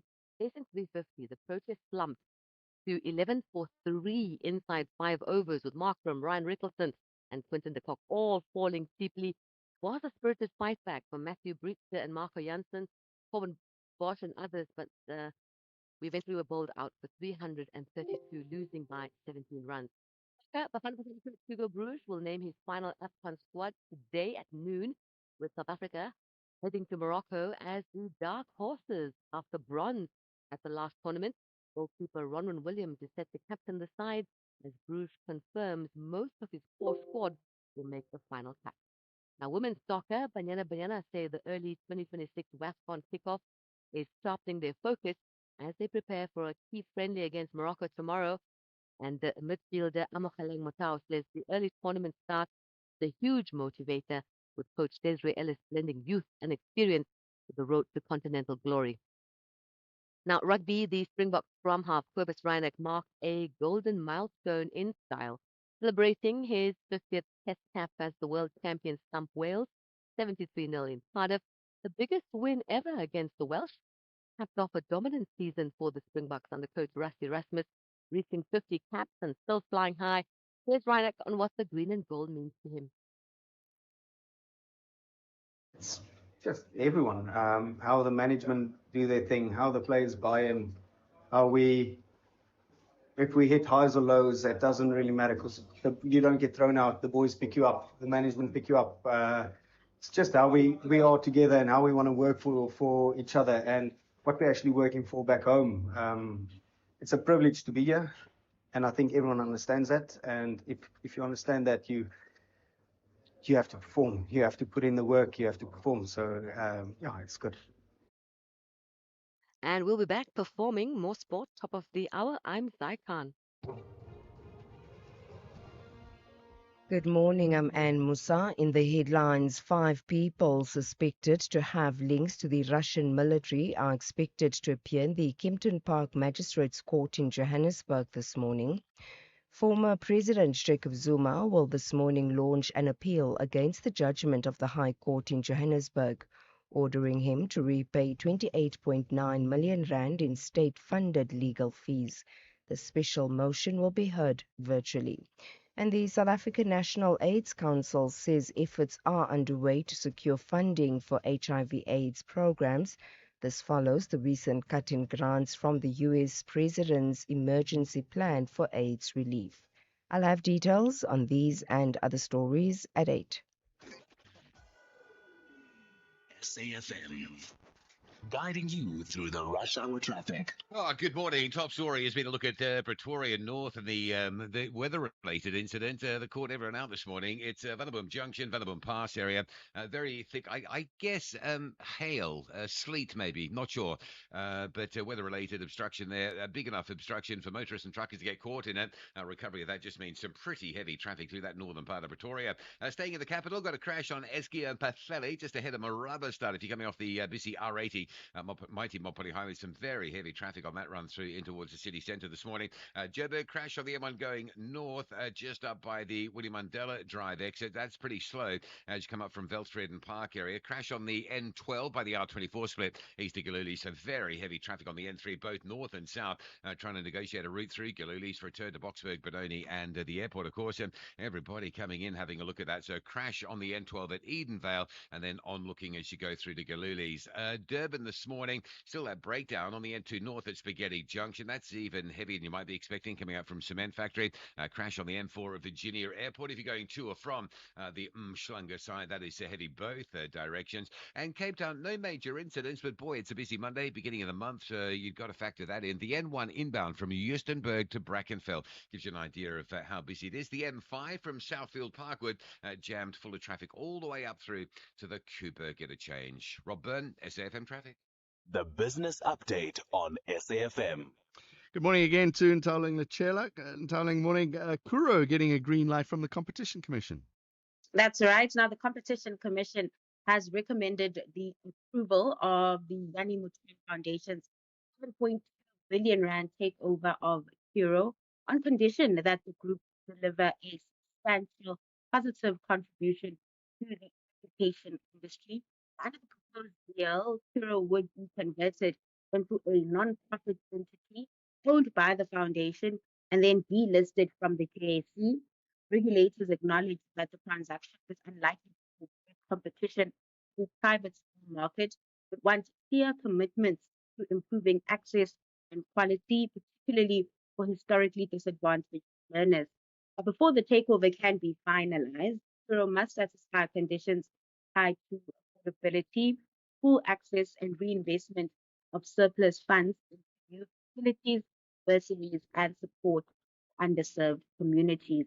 With regulatory approval secured, the next step is for the bill to be signed off by the tribunal and the relevant entities. When four conditions are met, Kuro will begin its transition to a non-profit trust with plans to broaden access to quality private education across the country. And Quantum Foods making some money. Yeah, the owner of New Laid Egg closed its 2025 financial year strong, benefiting from a strong rebound in feed and egg volumes, tighter cost control, and improved efficiencies across its operations. Revenue grew 12.9%, translating into a 67% surge in earnings. Standout was the animal feed division, where volumes recovered 8.7%, and Malmesbury Mill ran at full capacity, validating the ongoing expansion program. Egg business also staged an impressive recovery, lifting revenue rather, at 47% on the back of higher supply, supported by the reopening of the Pine Town packing station. Across the continent, profitability improved in Uganda, though Zambia and Mozambique remained pressured by operational and political disruptions. Even so, the group says its portfolio resilient. Looking ahead into 2026, Quantum Foods plans to scale efficient production models, deepen its African footprint, and complete key capital projects to support long-term lower risk growth. And how are the numbers this morning? Asian markets opened December mixed as traders digested manufacturing data from China and rising expectations of a US rate cut this month. The Japanese stock really taking a hit today, down 2%, as investors priced in a Bank of Japan, or rather a rate hike from the Bank of Japan. And that hawkish sentiment from the Japanese central bank also hitting Wall Street with futures in the red. Coming back home, the JSE closed November mixed. However, precious metal prices managed to prop up the all share, ending last week 0.3%, 35% higher, that is. And then looking at currency action, the rand maintains its strong position, trading at 17.14 the dollar. Also in positive territory is oil. This comes after OPEC Plus announced to suspend production increases in the first quarter of next year, alleviating around oil market that is in oil oversupply. Brent is currently trading about $62 a barrel. Towling Lachela, thank you very much. More good news, I believe, coming up in Towling in an hour's time. You could spend 10 minutes hunting for the TV remote or get a 10-minute quote from Outsurance that could save you thousands on your car insurance. For her 2024 Kia Picanto, 52-year-old Janine now only pays 561 Rand a month. And for her 2025 Jetour Dashing, 29-year-old Sana pays just 796 Rand a month. Ready to get more out of your car insurance? SMS out to 42876. That's out to 42876. Outsurance, licensed insurer and FSP. TCs and information online. Don't delay the fun. Fly into summer with Flies FF, Africa's most on-time airline, and land right on schedule to start your holiday. With our consistent on-time arrivals, we'll get you to family, friends, and good times even faster. From local hotspots and beyond to Mauritius, Zanzibar, Zim, and Namibia, you have so much choice on where to soak up the sun. Time's ticking. Get to fliesfa.co.za now and book those holiday flights fast. Flies FF, for the love of flying. Make summer even more extra with free gifts from Vodacom, like the Oppo Find X9 Pro for just 1,399 per month over 36 months on a 6 gig Red Core plan. Comes with a wireless charger, Oppo Watch X2, 80-watt charger, magnetic phone case, and Oppo Care worth 18,999 on us. Plus, get 5 gigs YouTube data for 3 months. Available in-store and online. T's and C's apply. Further together, Vodacom. Call us on 086 000 2032. Take some calls. I see Errol's message earlier on today. His voice note has caused a bit of a stir on the voice notes and the calls as well. 086 000 2032. Let's start with Bond. You want to talk about the G20, Bond? Go ahead.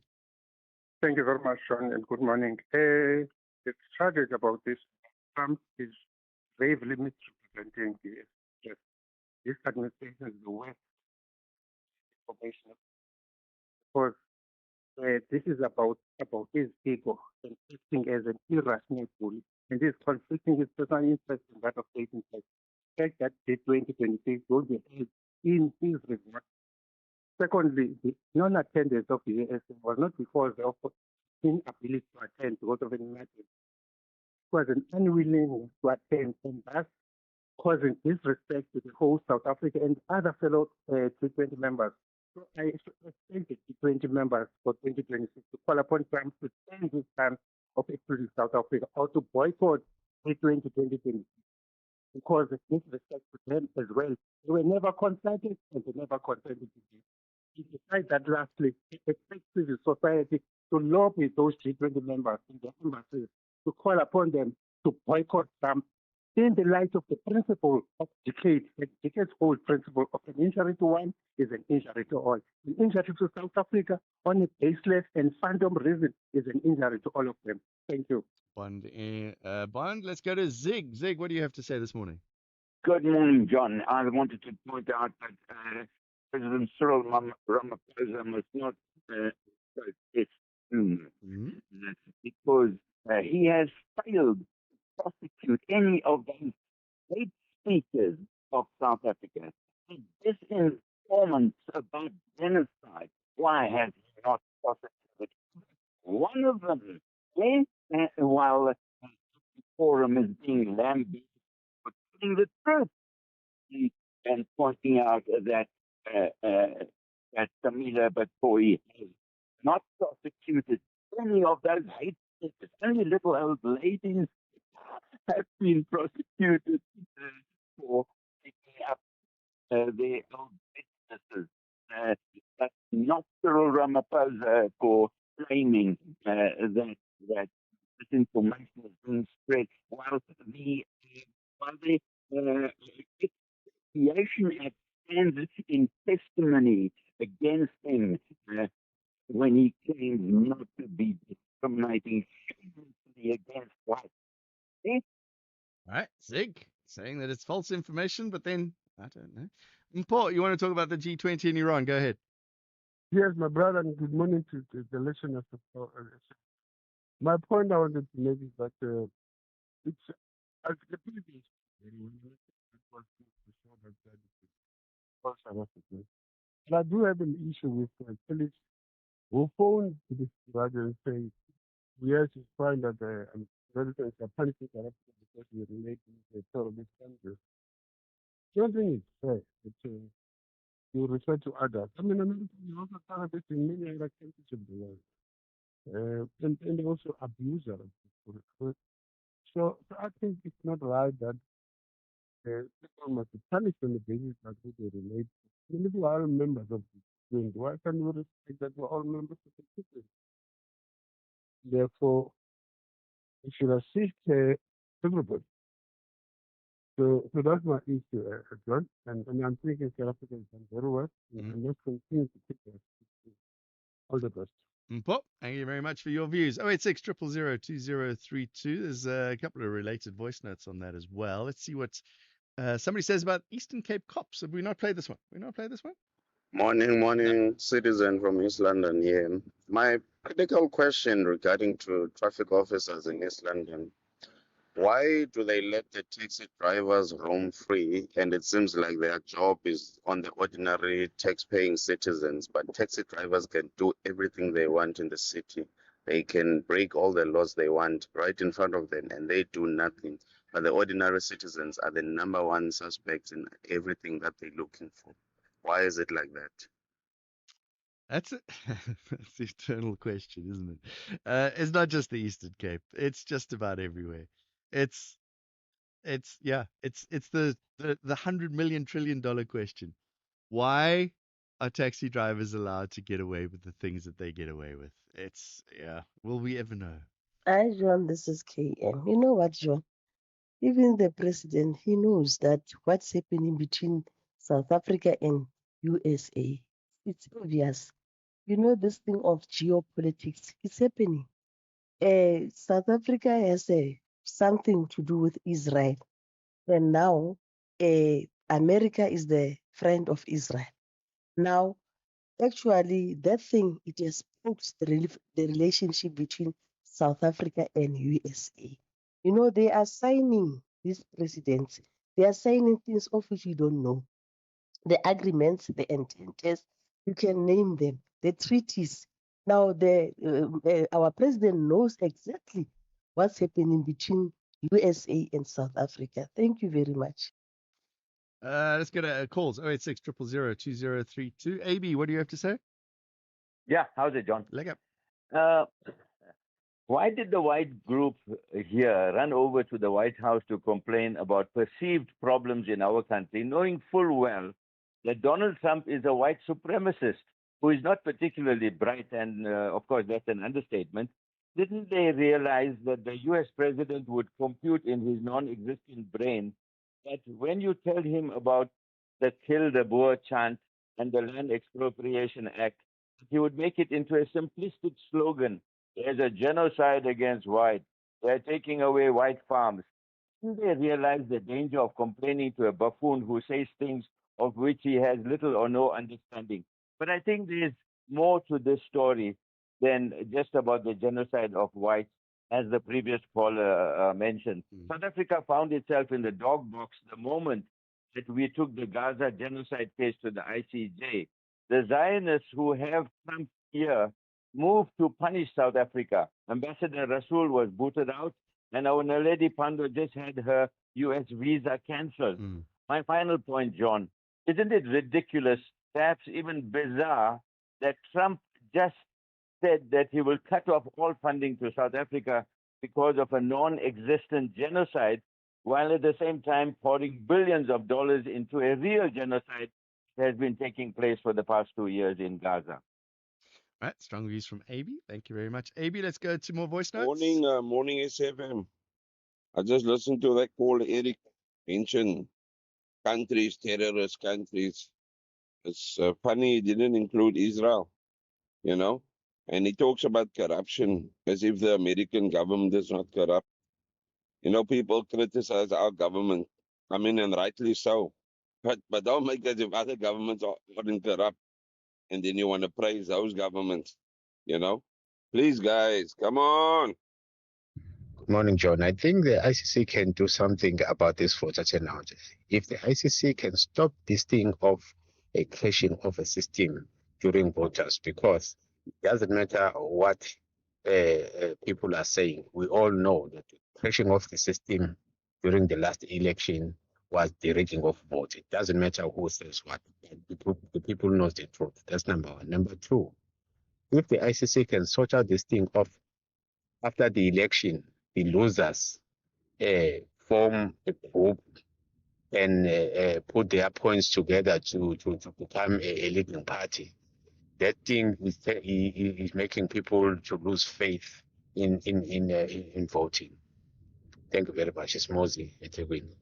I don't understand. What is he saying? That there was election rigging and the losers. I don't understand what you were saying. The losers are being allowed, or do you want the losers to be allowed to get their views across? I don't understand what you're saying. Hi, Brajon. Brajon, I just want to say to Uncle Ero, Uncle Ero need to relax, man. Donald Trump is not the benchmark of doing things. Donald Trump is a lunatic. We are not going to be told who to be friends with or who we should associate with because Donald Trump says so. Donald Trump is a lunatic. We did the G20 without him. He can relax. Let his four-term year of presidency end. Then we'll continue with the United States relationship with another person with a proper mindset. Let's go to, is it Mbona? Mbona, go ahead. Yes, good morning. Yeah, what do you have to say? Yeah, you see, Africa Farmer is the main culprit for the farmers to be murdered because they're talking something very irrelevant of what is happening on the ground.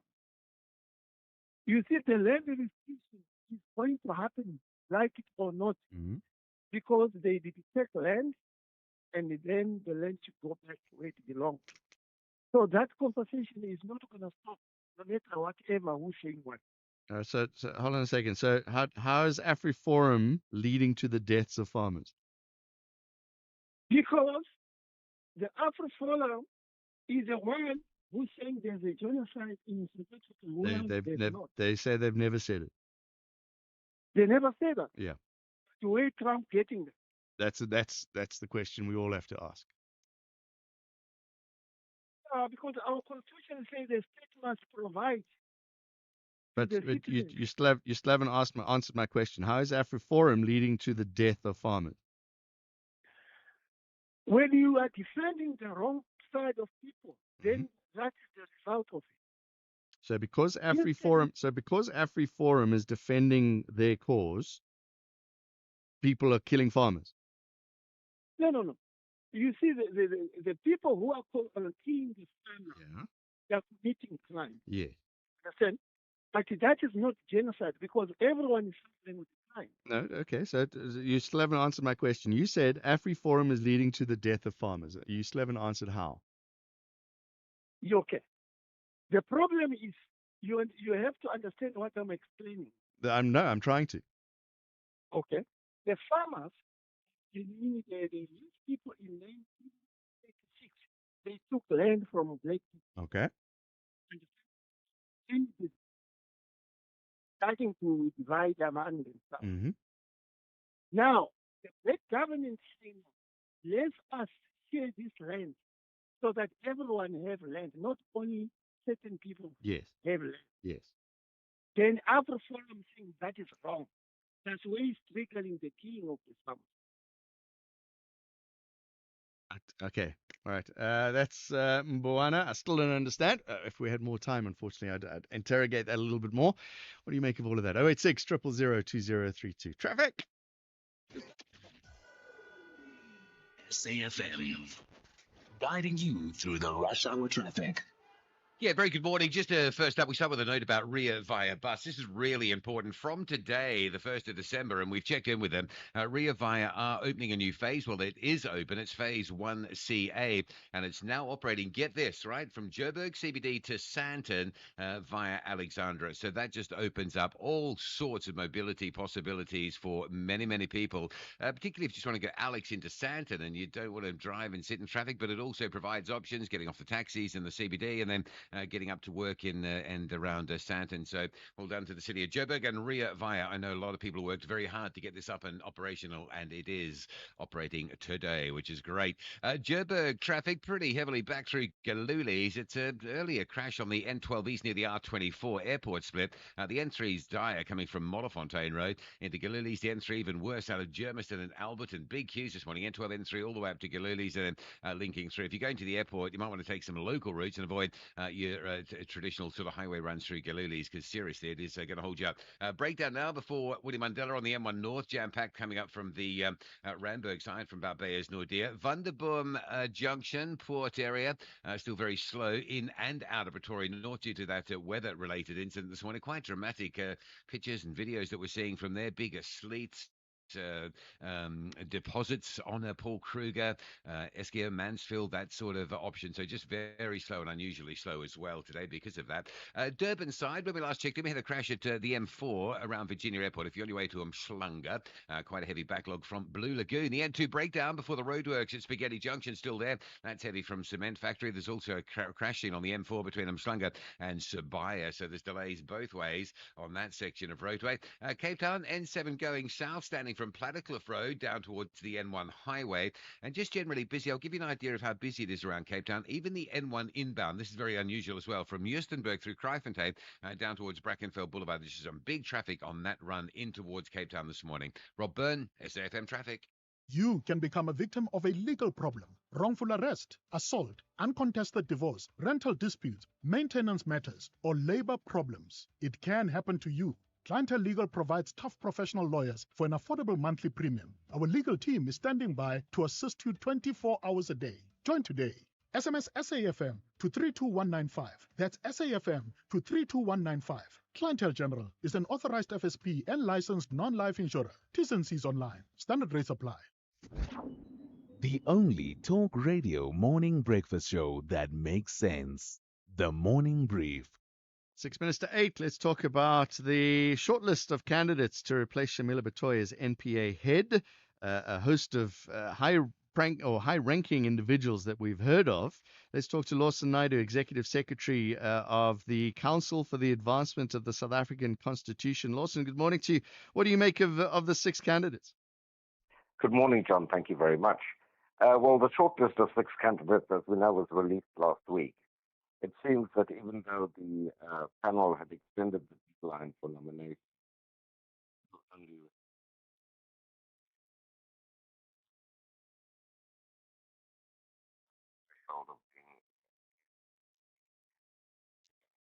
a lot of the commentary is focused on one individual on that list, Thulasizwe Simelane, who I certainly do not believe meets. But he was found to have been his evidence follow inquiry.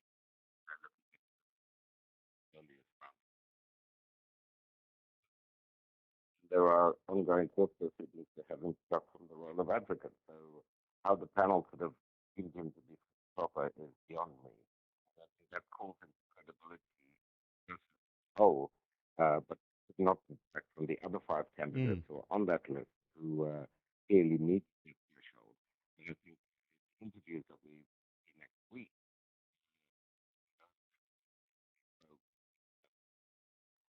kind of skills.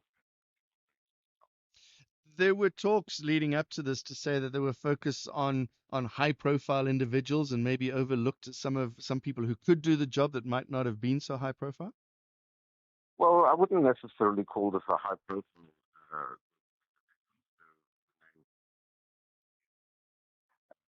people. But, you know, this is an incredibly complex it's a complex organization. It was 3.5 meters And I think that, the panel needs to be guided in terms of what are the skills,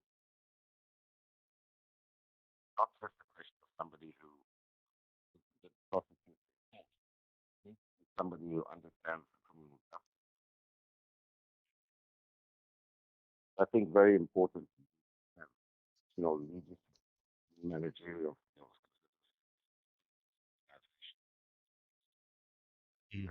together. And, you know what has happened with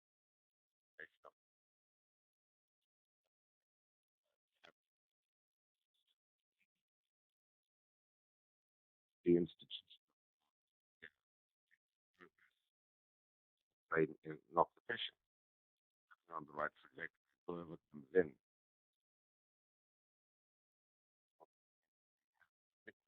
the particularly Shamila Batoy's taken a lot of criticism in as her time as NPA head. This new person has big boots to fill, but also big challenges ahead of them. indeed, the inbox for the incoming national director is going to be overflowing. There are lots of issues. There are structural issues that need to be followed up on as well, John. These include the autonomy of the NPA, separating it that it has its own budget Parliament, doesn't account for Parliament or the Department of Justice. There are issues around the capacity both of the NPA. I think it's welcome to see that the Commission of Finance has granted additional monies to the NPA over the last couple of years. The Aspirant prosecutor program has been reinstated.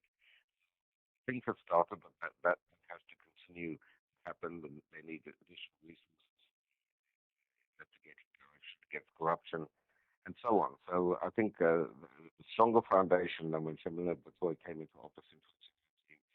Still a huge amount of work to be done. And it might not be looked at, Lawson Naidu, but the fact that 4 out of the 6 are females, is that a step in the right direction when it comes to just the leadership of this country? Well, I'm sure the panel, looked at the qualifications of the people, and we've had, very good leadership within the NPA. Comes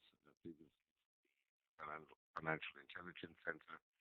People have proven their mettle. The real question is, I think the panel is going to be, despite the credentials of candidates like those, do they really match up to being the National Director of Public Institutions? Can they take the institution?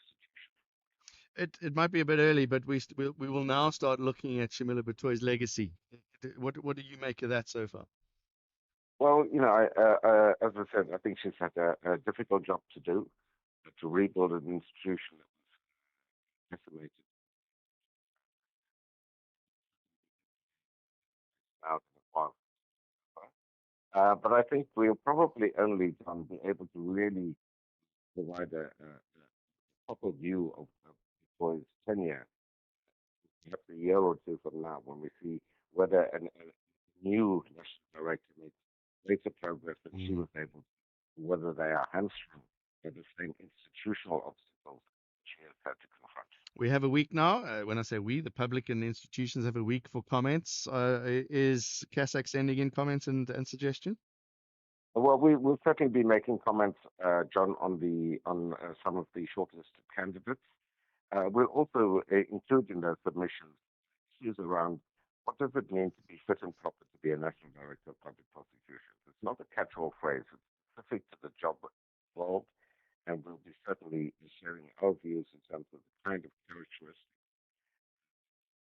and also be probing in the interviews of these candidates. Lawson Naidu, Executive Secretary of CASAC, the Council for the Advancement of the South African Constitution. Public and institutional comments accepted until the end of this week. Interviews are scheduled on the 10th and 11th of December. You're with SAFM, it's 8 o'clock. Outsurance is in the business of saving you money on your car insurance premium. If they can't, ask for 500 Rand. SMS out to 30754. That's out to 30754.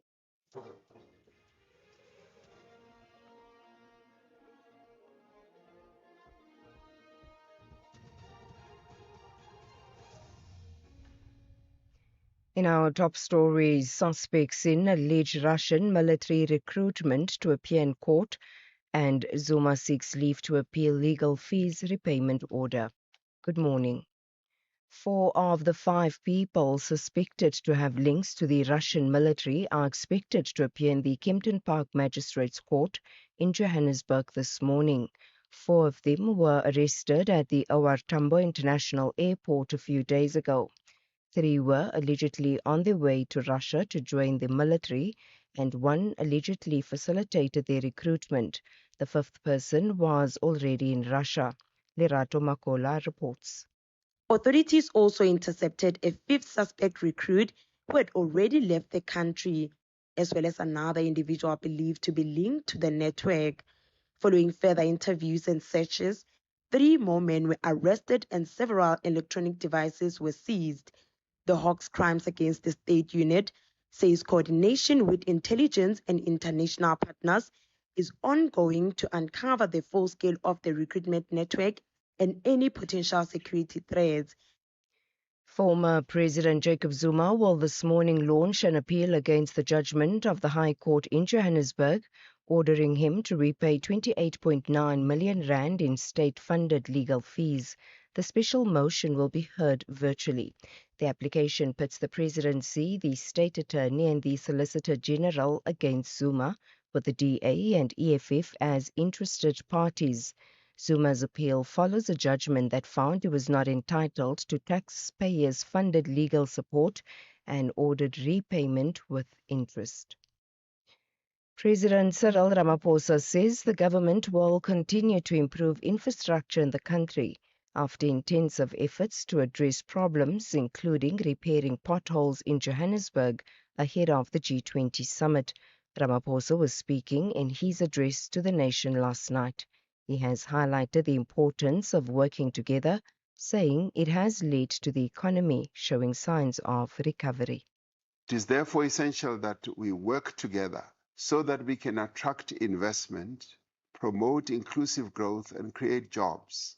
Through the work we are doing together, we are beginning to see the green shoots of an emerging economic recovery. Unemployment is falling and has been recorded as such in recent months. Our public finances are improving, allowing us to steadily reduce our national debt. We have recently seen a sovereign credit rating upgrade. The South African National AIDS Council, SANAC, says efforts are underway to secure funding for HIV/AIDS programs. This follows the recent cut in grants from the U.S. President's emergency plan for AIDS relief. SANAC's comment comes as World AIDS Day is observed today. Deputy President Paul Mashatile will lead the National World AIDS Day event at Masemola Stadium in Masemola in Limpopo. SANAC CEO Dr. Tembisile Lulu. We are now speaking to other funders through the DG, speaking to philanthropists like Elma, like Clinton Health and private sector, and this is held by DG, and it is looking very promising, and we are also looking at positive results from the National Lottery Commission to reach the PEPFAR gap. So there have been a few areas, and then government in the midterm adjustment also put in an application for more money. Nobody will ever be able to fill hole that PEPFAR left in this country. But I think when you look at how we are changing programs to be more efficient and the resources we are mobilizing, we should be relatively fine. And finally, senior American and Ukrainian delegations have been holding talks in Florida. This as the Trump administration seeks an end to Russia's war with Ukraine. The U.S. Secretary of State Marco Rubio says Washington wants a peace deal that leaves Ukraine sovereign, independent and prosperous, adding, however, that much work remains. The new head of Ukraine's delegation says the talks have been difficult but productive.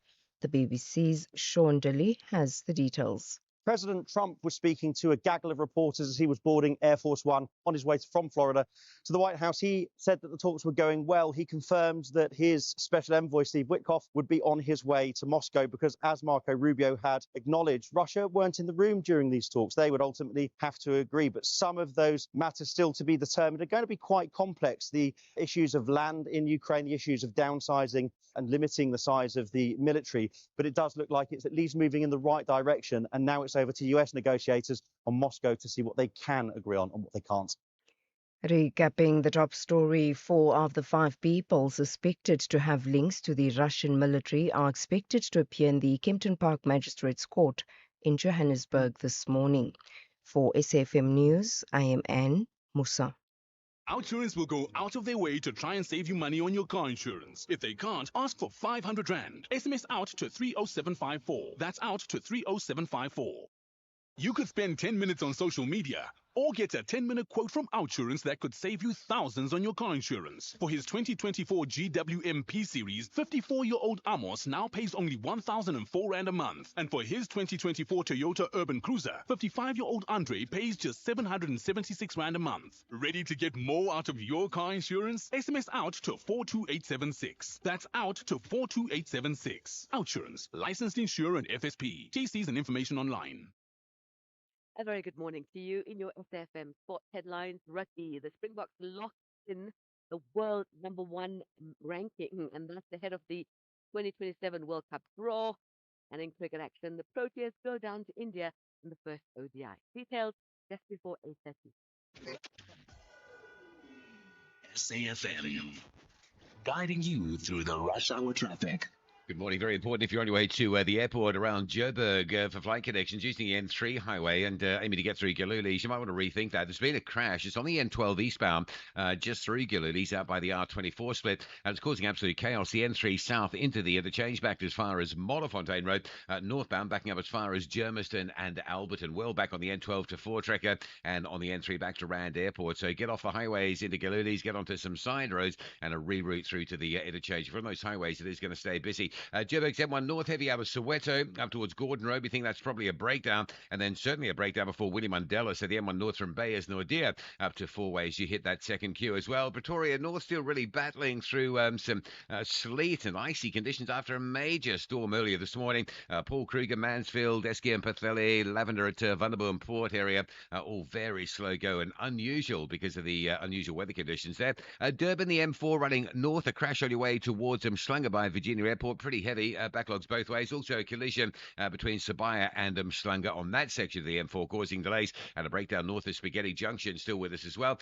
Cape Town N7 very heavy from Langa up through Goodwood this morning into the roadwork. Same sort of deal with 35th Avenue up to Jan van Riebeek as you come from sort of Elsie's into Parow. Big traffic due to roadworks, but just generally busy all over Cape Town. With your traffic update, I'm Rob Byrne.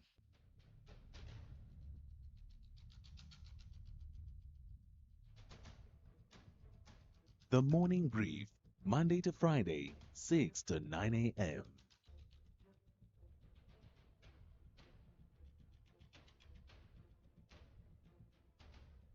The Morning Brief, Monday to Friday, 6 to 9 a.m. 9 minutes past 8, John Gericke in for Thulas. Good morning to you. Coming up in the next hour, I'm looking forward to this conversation about what's happening in Hartbeespoort. That's after the Human Rights Council, the South African Human Rights Commission, has released its final investigation into allegations of racial discrimination in Hartbeespoort. It's lodged by the Community Development Initiative there.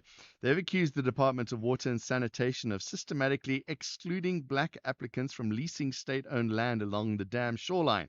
So we'll hear from, I'm just trying to confirm who my guest is. We will hear from the Northwest Provincial Manager at the South African Human Rights Council, Shirley Mlombo, about what is happening around Hartbeespoort Dam.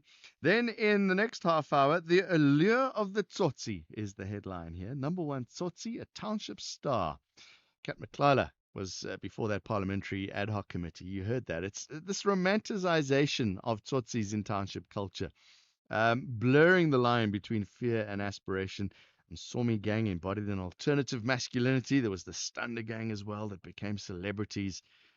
It's evolved into a hustler sort of mindset, celebrated not for political rebellion, but for economic shortcuts in a society marked by inequality.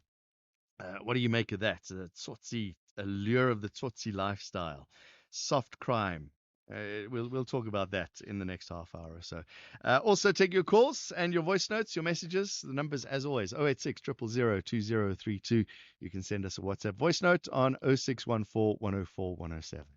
Don't delay the fun. Fly into summer with FlySafair, Africa's most on-time airline, and land right on schedule to start your holiday. With our consistent on-time arrivals, we'll get you to family, friends, and good times even faster. From local hotspots and beyond to Mauritius, Zanzibar, Zim, and Namibia, you have so much choice on where to soak up the sun.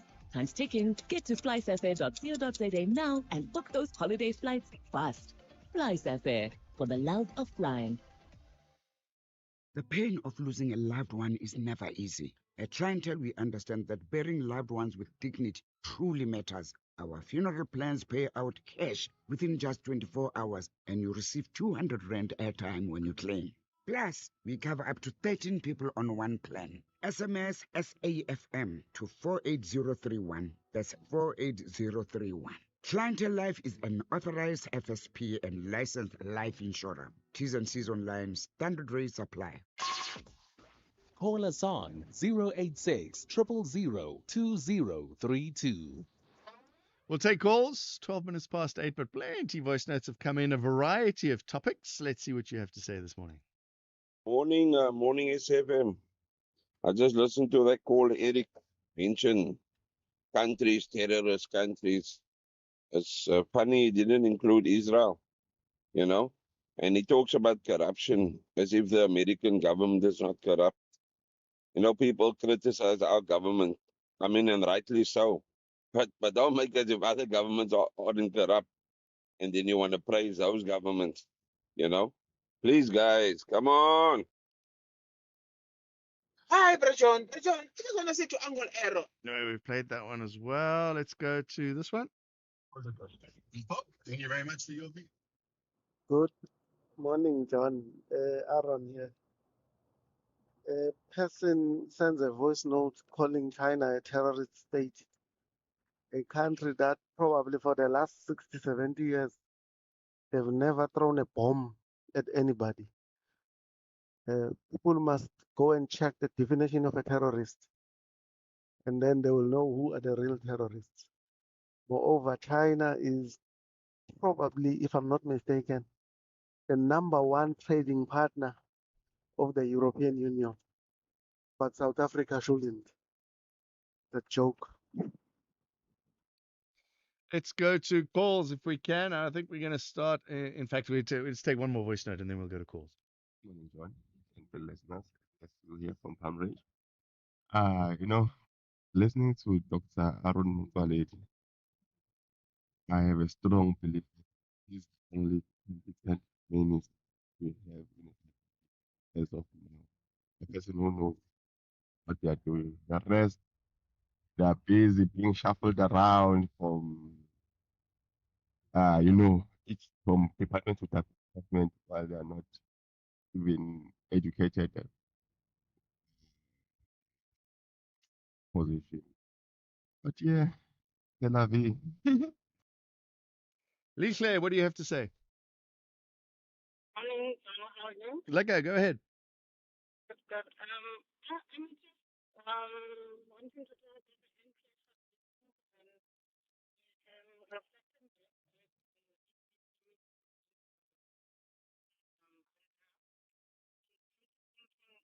limits had to literally show her and say no.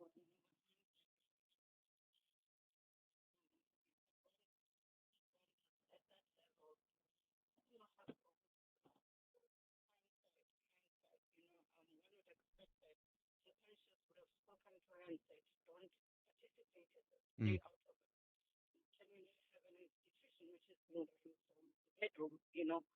The other thing I wanted to talk about is the shortlisting of Advocate Menzi. We have another program there.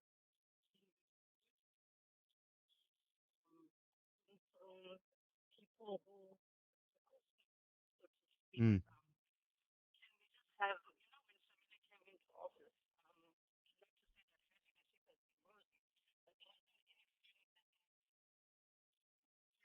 don't know any funny stories being reported. The gentleman was literally hanging on to remain in the bar, and South Africans are now being told that this could be the head of the NPA. Now, I must say the only person that I'm rooting for from Mm. where I'm speaking would be the lady Tolly. Simply because I haven't had any funny. Yeah. The other thing that I'm curious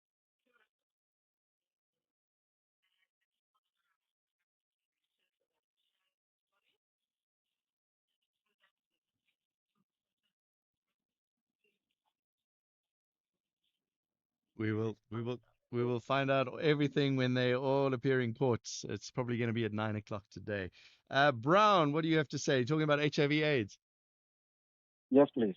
Brown Warren Yeah, Bloemfontein. go ahead. Thank you. You know, that many things was ready. Don't have to sit down and wait or keep trying over with aid with the Jewish. What the state can do, probably raise the those especially on alcohol. That are not the things of that increase the tax on it, then allocate it towards fighting the pandemic virus infection. We cannot allow innocent children or young kids to die just because there is no money to find by the ARV system. We need it on the ground and fight it. Let's even take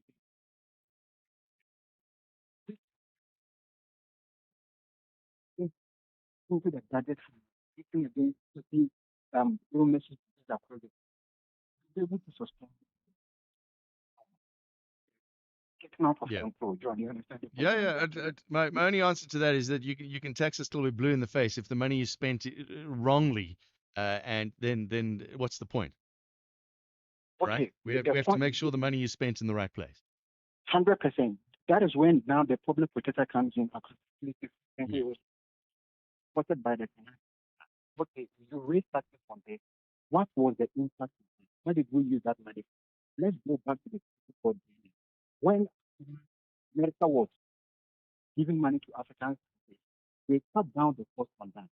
Currently, the president of Ghana is rather enforcing companies of local Ghanaians. The Americans will rather come to Ghana to purchase, and they will pay those taxes being Yeah. imposed on them by USA. Automatically, if we do that, we banning. So if South Africa can also make the point that South Africa, let's talk about exporting it to the USA. At the end of the day, the US themselves will take the means to remove those useless taxes, rather come down for what good. Ghana has done it. Why can't Okay. we follow suit instead of fighting over begging Trump, who is just as stubborn as I am, addicted to SASA? All right, There is Brad. no way Brad. he's going to change his policy. But I Thank you. need to move on. Let's go to Hannes quickly. Hannes, you want to talk about the lecture? Good morning, Mr. John. Mr. John. Captain, I want to talk about this national lecture we're having every year. Okay, I will just, for me, it is a complete waste of time. Why I'm saying so? Whatever has been said is actually for me a copy and paste. And the people who are speaks, they are normally the ones who comes from the previous government. They were on the gravy. They didn't say a word about the wrongdoing of the ANC. They have accepted everything that so-called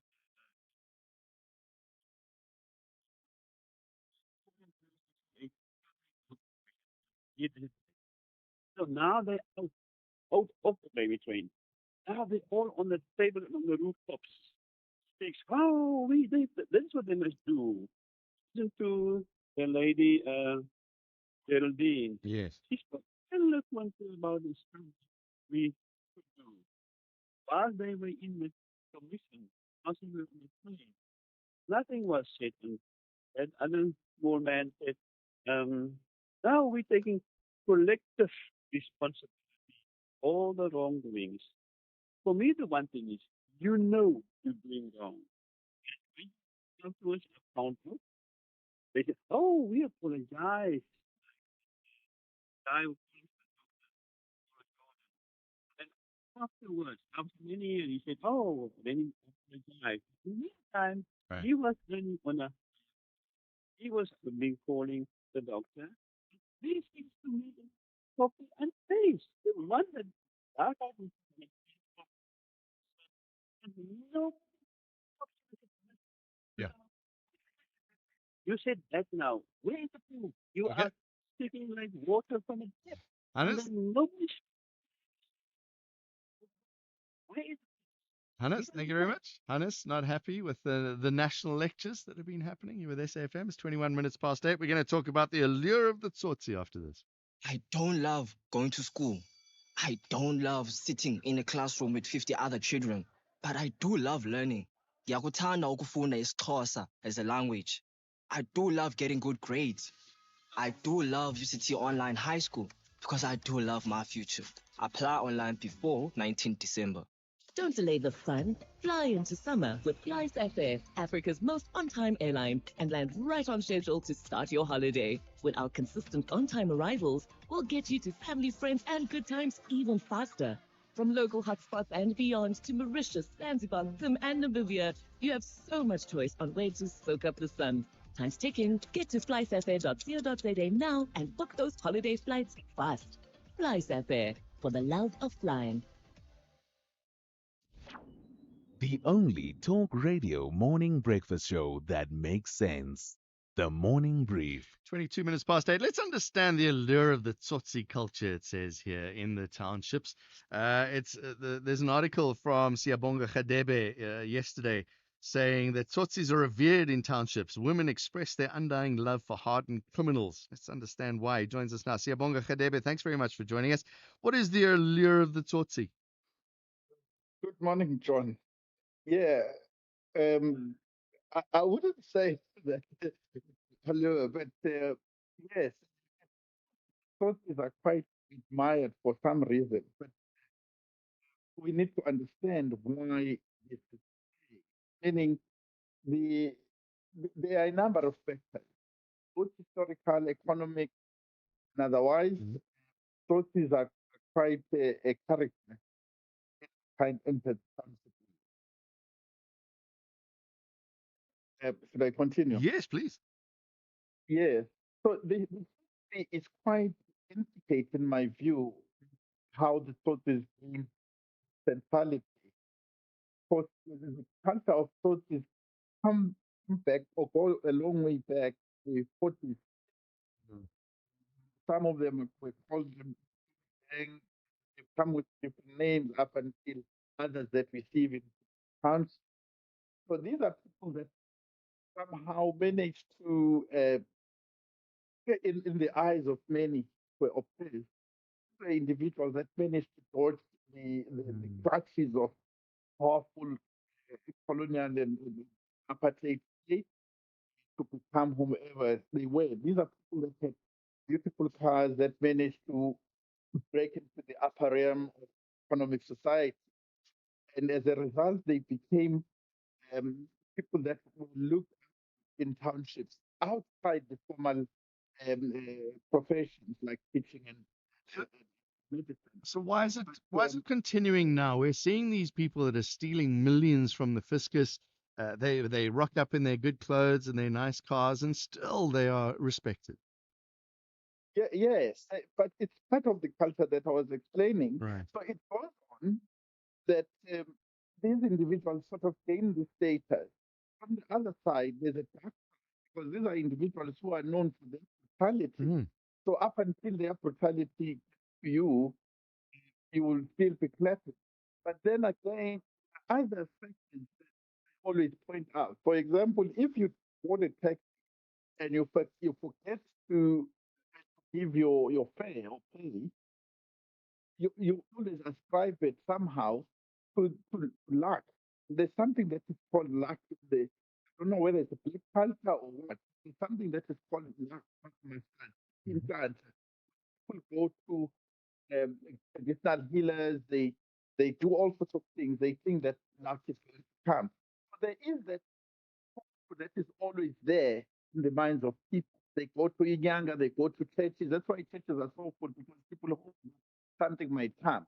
So that is the kind of that ferments these kinds of behavior. It allows these kinds of behaviors. Somebody can steal, but at the same time, everybody wishes that they could have shared in the loot, something like that. I mean, I remember some time ago when there was this issue of smoking pans, and somebody complained that, but why are they eating alone, not with us? So there's this kind of that which is very disturbing. But you have to understand, in the post-apartheid system, is that majority of people live outside the wealth that we see. I mean, you've got your colorful sentiment and so on, but people live outside that. So they always hope. They sit in hope. So now, if somebody manages to beat the system, inverted commas, and make it in the township, is looked at as somebody who has paid it. To come in with a Porsche or Ferrari into the township, people are likely to say, this is the man that has made it. Then it doesn't matter how you got it. So even people that are doing normal jobs, that are doing well, up until they flaunt, nobody trusts them that they made it in life. So it's a matter of, it's a combination of many factors, not just one that I would say brings about this number one Thursday in town. But the culture is like that. And I admit this, I'm a black man. And this is the very same culture that leads to many black men not to live beyond 50. Some of us that are 50 at least, quite fortunate. But we know that you are always living on a tip of this kind of life. These are the men that do not respect life, yet they are the ones that tend to be put ahead. And they are anti-heroes, unlike a traditional hero who is revered for good things. These ones are heroes for wrong things. So Right, this is where Bonga. things get wrong. Unfortunately, we're out of time. I'd love to have a long conversation with you, and hopefully there is, because there's the whole spirituality side of it that you've raised as well. Unfortunately, we're out of time. But thank you very much for chatting to us. Siyabonga Khadebe. The article is Number One Tsotsi, a Township Star, was published on the 30th of November. So do a little search for it if you want to read the whole article. It's fascinating.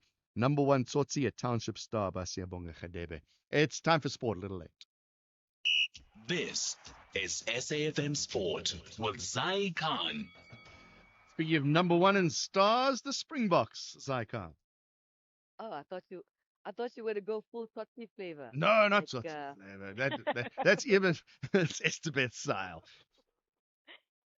actually, yes. What can I say? We're number one in the world, and that's a fantastic feeling. Top of the world, still hungry, is the Springboks with the Springbok Center. Andre Esterhuizen says world champions are proud to finish the season top ranked ahead of Wednesday's Rugby World Cup pool draw. South Africa end the year on a 93.94, having won 13 of their 15 tests, finishing ahead of New Zealand, England, Ireland, and France. More rugby, it was a mixed United Rugby Championship weekend for South Africa. Stormers stayed top of the table after a stunning comeback in Ireland, overturning a 15-point deficit to beat Munster 27-21 and make it 4 away wins on the trot. The Lions also impressed, claiming a 43-33 bonus point victory over a rusty Bull side Loftus in the UK Derby. But the Sharks struggled as they were thumped 44-17 by Connacht in Galway, slipping to 14th on the log. Cricket action, the Proteas have gone down by 17 runs. And that's India in the opening one-day international in Ranchi after a brave but ultimately unsuccessful chase of 350. South Africa were in trouble early, slipping to 11 for 3 with Hayden Markram, Ryan Rickleton, and Quinton de Kock all falling cheaply. There was strong resistance from Matthew Bristow with 72, Marco Janssen with 70, and Corbin Bosch with 67. But the turning point came when both Bristow and Janssen fell to Kuldeep Yadav. That was in quick succession. India's total was built around a 155 from Virat Kohli as the hosts take a 1-0 series lead. Soccer action, Arsenal have been held to a 1-1 draw by 10-man Chelsea at Stamford Bridge after Arsenal needed a second half header from Michael Marino to cancel out Trevor Chalobah's opener. The draw keeps the Gunners 5 points clear at the top, while elsewhere, Liverpool earned a 2-0 win at West Ham. And finally, Formula One, Max Verstappen has blown F1 title race wide open with victory at the Qatar Grand Prix, capitalizing on a McLaren strategy blunder under the safety car. The Red Bull star now sits just 12 points behind leader Lando Norris. Oscar Piastri also in the hunt, heading to next weekend's Abu Dhabi Grand Prix. And that's your sport here on the morning brief. John Kerricker will be in the fast lane around 12:30 to bring you more. I'm Zaitan. Good morning, I'm Anne Musa. In the headlines, Police Minister Senzo Mchunu is set to appear before the Madlanga Commission of Inquiry in Pretoria tomorrow. The commission is probing the KwaZulu-Natal Police Commissioner Nhlanhla Mkwanazi's allegations that senior police officials, including Mchunu, are corrupt, have links to criminal syndicates and interfere in policing operations. 4 of the 5 people suspected to have links to the Russian military are expected to appear in the Kempton Park Magistrates Court in Johannesburg this morning. 4 of them were arrested at the OR Tambo International Airport a few days ago. And President Cyril Ramaphosa has lauded municipalities for their work in preparing for the G20 summit in Johannesburg. He also thanked South Africans for the hospitality they extended to the summit's delegates. I'll have details on these and other stories at 9. SAFM, guiding you through the rush hour traffic. Couple of bits of useful information you could use if you're heading for flight connections to the airports around a couple of the centres in South Africa. First up, Joburg, and travel out to ORT. Trying to avoid the run through Galuli. It's been this crash happened before 6 o'clock. It's still there. N12 east at the R24 split. Now behind it, the N3 is terrible. Southbound back as far as Modderfontein Road. Northbound, an extreme delay right back into Alberton and Germiston territories. Both options there on the N3 north and south will have you seriously panicking about getting through it and getting to the airport on time. So side roads, local routes will be open and flowing this time of morning, and it'll be much more preferable. Staying in Joburg, crash on the Mike 1 north at Grayston, heavy coming up from Parktown. Breakdown on the M1 north into Winnie Mandela. That stays really slow for motorists coming through from the Randburg side. Traffic parking back towards Bayes Nordia. The N14 onto the N1 via Brockfontein interchange to John Foster. That is still quite slow and sluggish as well. The other airport information concerns Durban motorists. The collision earlier this morning between Subaya and Umhlanga is still causing delays on that section of the M4. And then you've got the roadworks, which are rumbling well past their end date between La Mercy and Umhloti. So that's your second queue there. If you're going between King Shaka and Durban, at least go between the airport and Gateway, where you can then cut back to the M4. Breakdowns around Spaghetti Junction and Mgena Road, so the N2 is still jam-packed as well. Cape Town fairly slow on the N1 this morning from around about Plattercliff Hill all the way through to the city centre. And the M5 not really improving. It's stuck from Kenilworth up towards Cuba. Get a change. Rob Byrne, SAFM Traffic. The business update on SAFM. And it's morning again to Ntauling Lachela. I see Mercedes lowering their prices on a car or two. Oh, wait, we still haven't got Ntauling. We'll get Ntauling on the line in just a moment. SMSs, correction, WhatsApps, 0614 104 107. One of those mornings. 0614 104 107. We'll play some voice notes and we'll take some calls as well later on in the show as well. 086 000 2032. Say that number again, 086 000 2032. All right, we don't seem to, we're struggling to get Ntauling Lachela on the line. So can we take a quick break and then we'll see if we can do our business. In fact, we've got it in just a second. So let's just see. We got Ntauling there? We do. Let's see if we can talk about what's happening with the prices. Morning, Ntauling. Mercedes-Benz bringing down the prices of their cars? Ntauling, you there?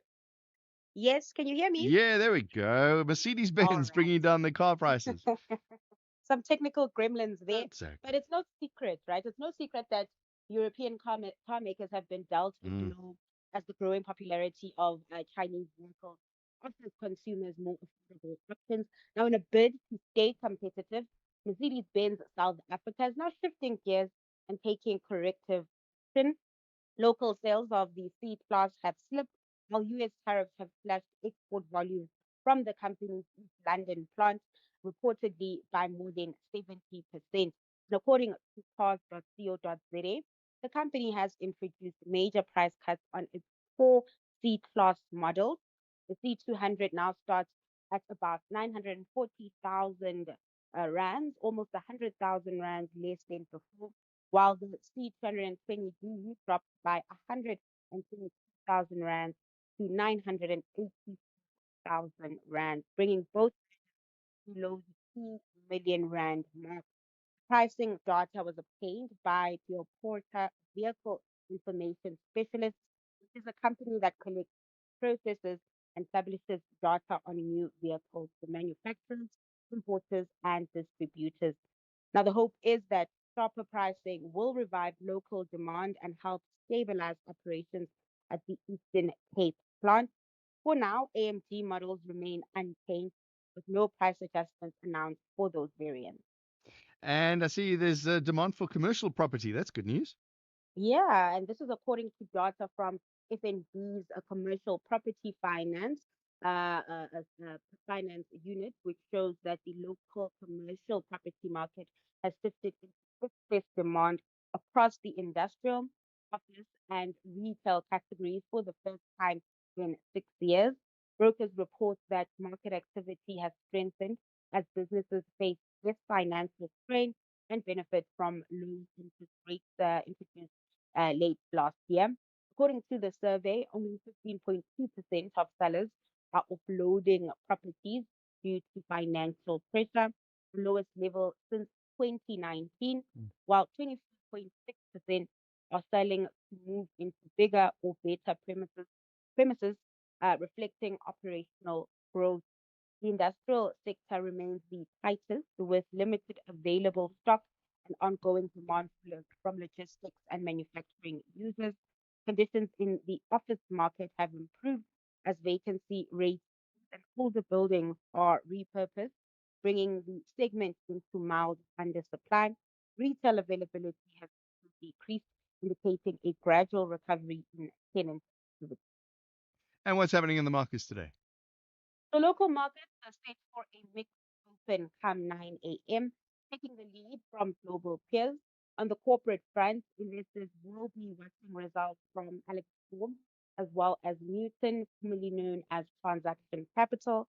Then over in currency markets, the rand remains firm, 17.15 to the dollar, supported by dollar softness. Oil prices are also gaining after OPEC Plus confirmed it will not raise production in the first quarter, easing concerns about a market in oversupply. Brent currently trading at $62.45 a barrel. Turning back to equities, the US futures are in the red. Traders there taking a wait and see approach ahead of the Fed's meeting. In Asia, central bank expectations are also in play, with markets pricing in a possible Bank of Japan rate hike, which is weighing on Japanese stocks. Overall, Asian markets are trading mixed gains. Carolyn Luchella, thank you very much. More business with her again in an hour's time. Business throughout the day here on SAFM. Top Sport with Michael Abramson. We chat about initiatives in horse racing, and particularly not only horse racing, but with our chief sponsors, Hollywood Bet. And delighted to welcome back to the show once again, Hollywood Bet's brand and communication manager, Devon Hefford. You've got an event coming up next Friday at Hollywood Bet's Greyville, July in Christmas. Tell us a little bit about that. How did the idea come about, and what's it all about? You know, we've got the Hollywood Bet's in July, which is obviously Africa's greatest horse racing event, and we are almost halfway to next year's event, and we thought, coming into the festive season, how can we change things up? And we're looking at a theme, and some night racing. If you haven't been yet, the new lights are absolutely outstanding. It's a fun-filled entertainment. Top Sport on SAFM. The only talk radio morning breakfast show that makes sense.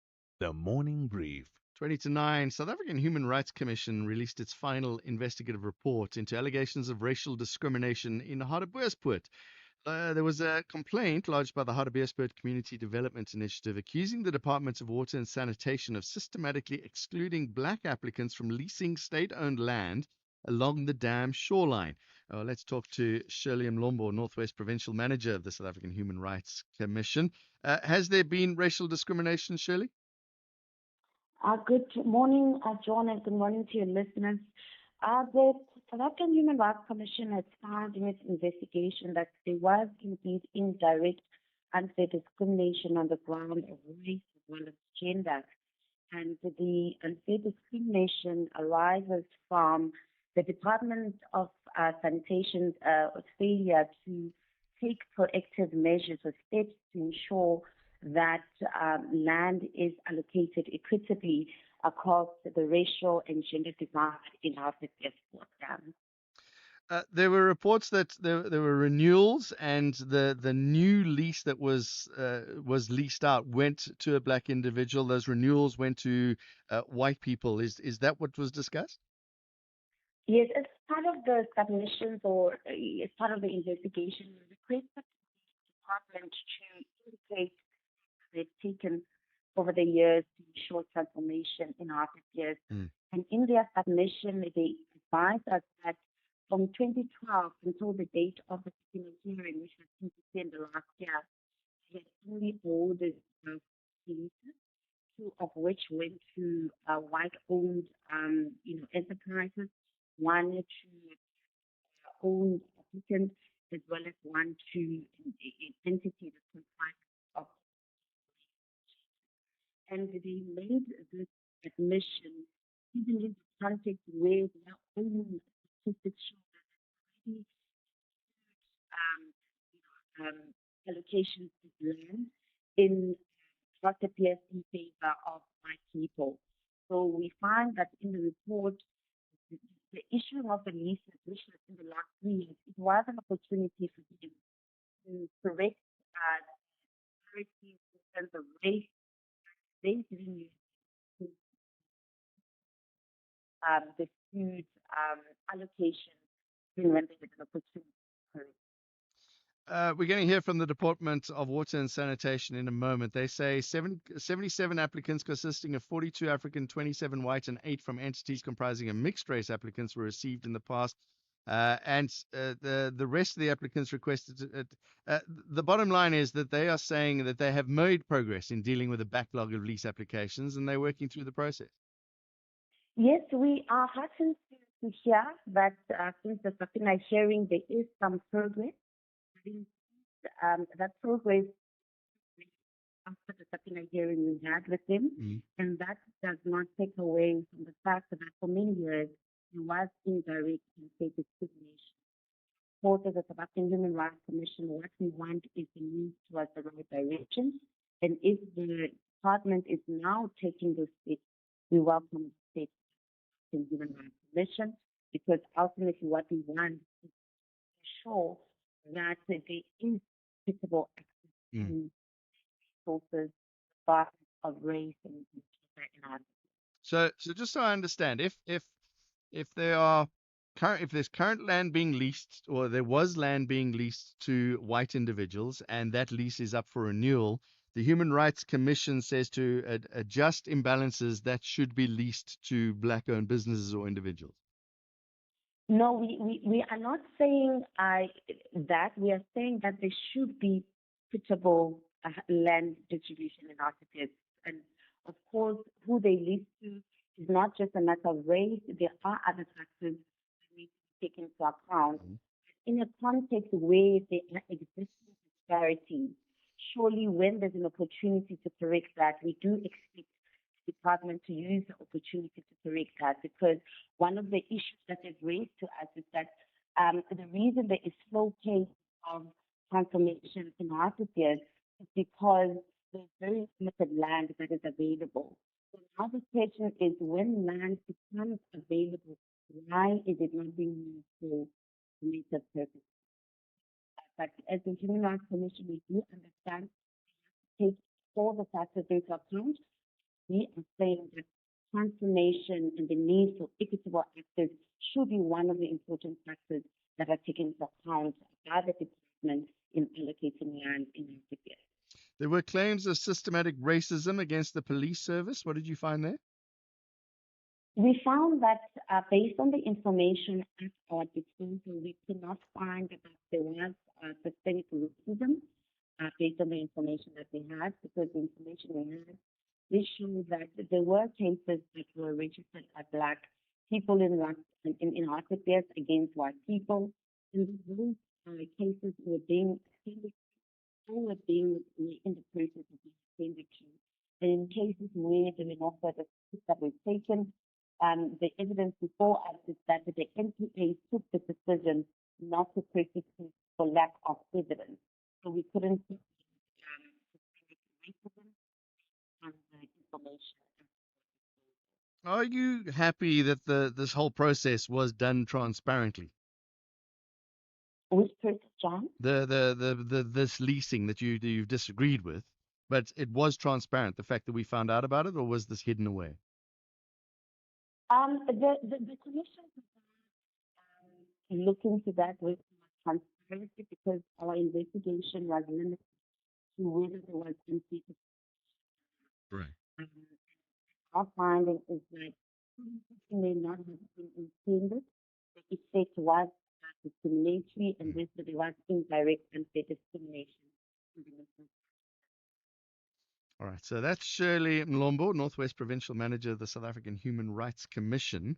Let's go straight now to, if I can get Melissa to change that number, let's go to the Department of Water and Sanitation spokesperson, Wisani Mavasa. Wisani, good morning to you. You heard most of that interview. What do you make of what the Commission says?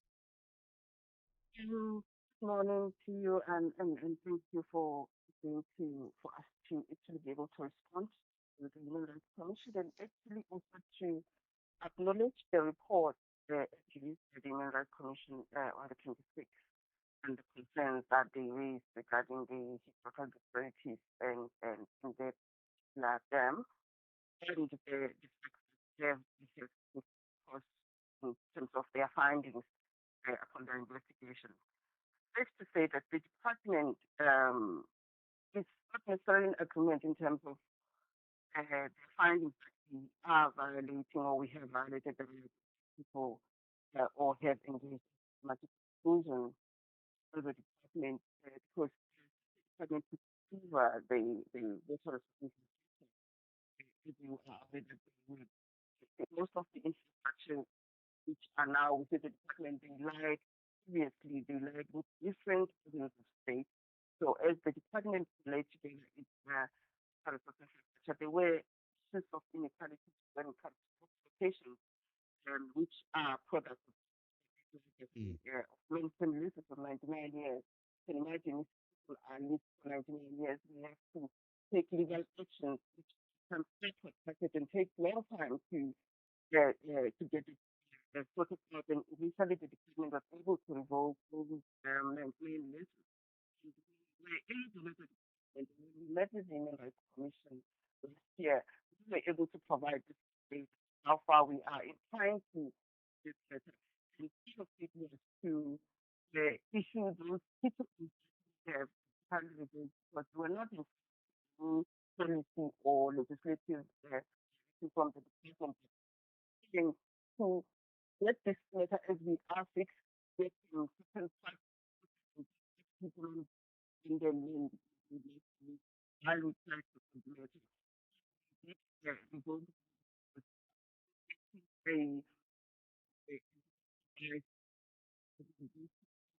have a legal standing and we have to do so.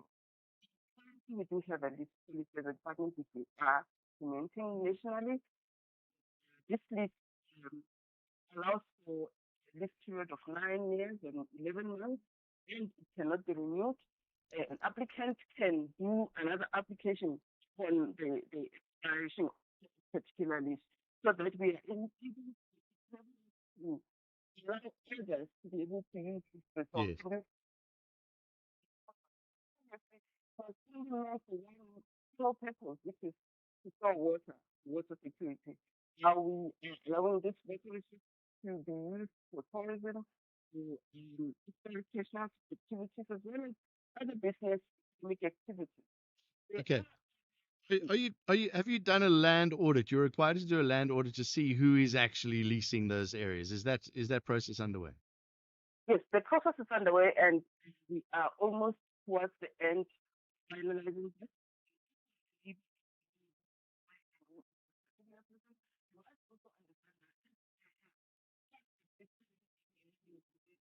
enforcement purposes, Mm.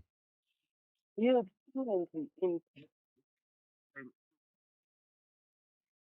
to even address these are some of the issues that raise leads to the kind of complaints that we are receiving. Lead to having people complaining about racism, but others complaining about noise would be to the prior list to undertake the kind of activities that are not their community, whatever their neighbors complain about those activities having violating their human rights. So those are some of the challenges which we are addressing through this David Masoba. Wasani, what is the best way to get hold of you if somebody has an issue with any of these topics? Because this is such a big topic, we could talk about for days about this. What's the best way to get hold of the department? The department is available. We have official is stationed there at the dam. We've got our deputy director stationed there. If there's matters they would like to see the director to speak, we also have our sanitizer department with open for public to call us. If there are any issues, it's 0800 200 200. So anyone can call us at that and indicate their matter. It will be referred to the relevant unit for the matter that are coming up.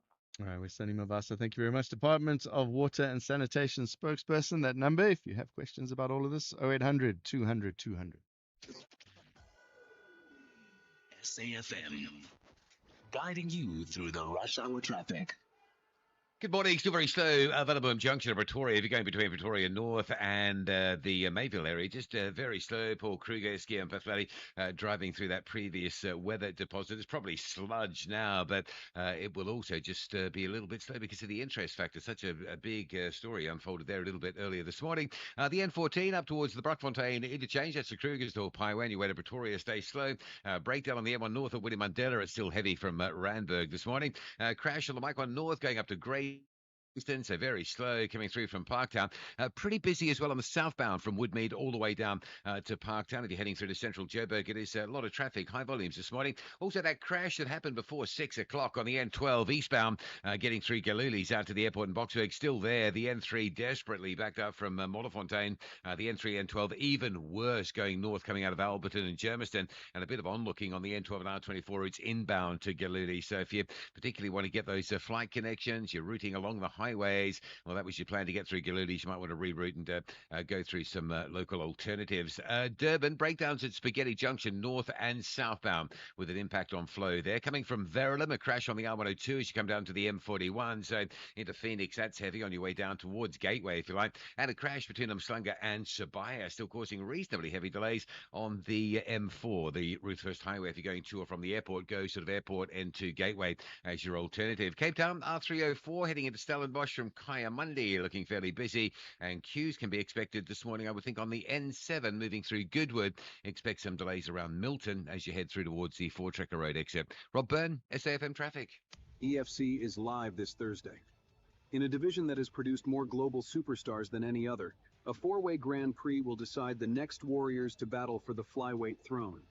It's Zondi versus Kamana and Manumala versus Ngamantwini. EFC 130, live from the World Sports Betting Arena. Watch it on SABC Sport Channel on DTT Channel 4 from 7 p.m. Brought to you by SABC Sport. If you think you cannot afford a lawyer, think again. Clientele Legal has made professional legal services affordable. You receive up to 745,000 Rand worth of legal services per year. Our range of plans include cover for you, your spouse, children, and extended family. Plans include cover for civil, criminal, and labor-related matters. Whether it's protection orders, gender-based violence, uncontested divorce, or poor service, your Clientele Legal lawyer will be there to assist you. Our services are convenient. Simply pick up the phone and call your lawyer or send us an email and we'll get back to you.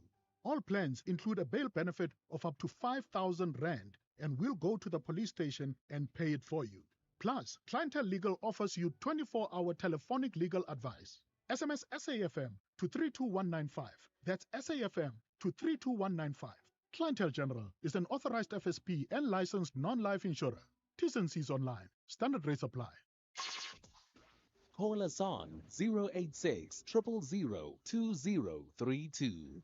All right, we only got 4 minutes, so let's get the calls and voice notes. Let's keep it short and sharp. Please, Prince, what do you have to say? Shasha John, morning. Yeah, go ahead. Johnny, I've heard it. I think it was on the news talking about unemployment. Like, it was going down. Mm-hmm.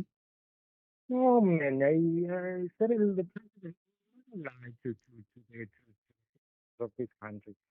Unemployment is not going down, and it's never gonna go down anytime. Yeah, there was Especially it was the way when it was the way that the especially numbers. listen. No, well, I'm giving you the answer. It was the way that the numbers were looked at because they've looked at different criteria for what makes an unemployed person. So therefore, the numbers came down. We did a long interview about this on Live Talk last week. The numbers are too small for them to even see it. Yeah, Too 130,000 people small. got jobs. Okay. And what I wanted to say basically is that, unemployment is actually good for the business people. For the what? You know that, Mufanya. It's good for the what? The business people. Business people, right? For unemployment, Yeah. the more it rises, good for the business people because it means what else does it mean? It means more profit. Why would the business these people enjoy? Try to make unemployment even less. Yeah, because people won't have money.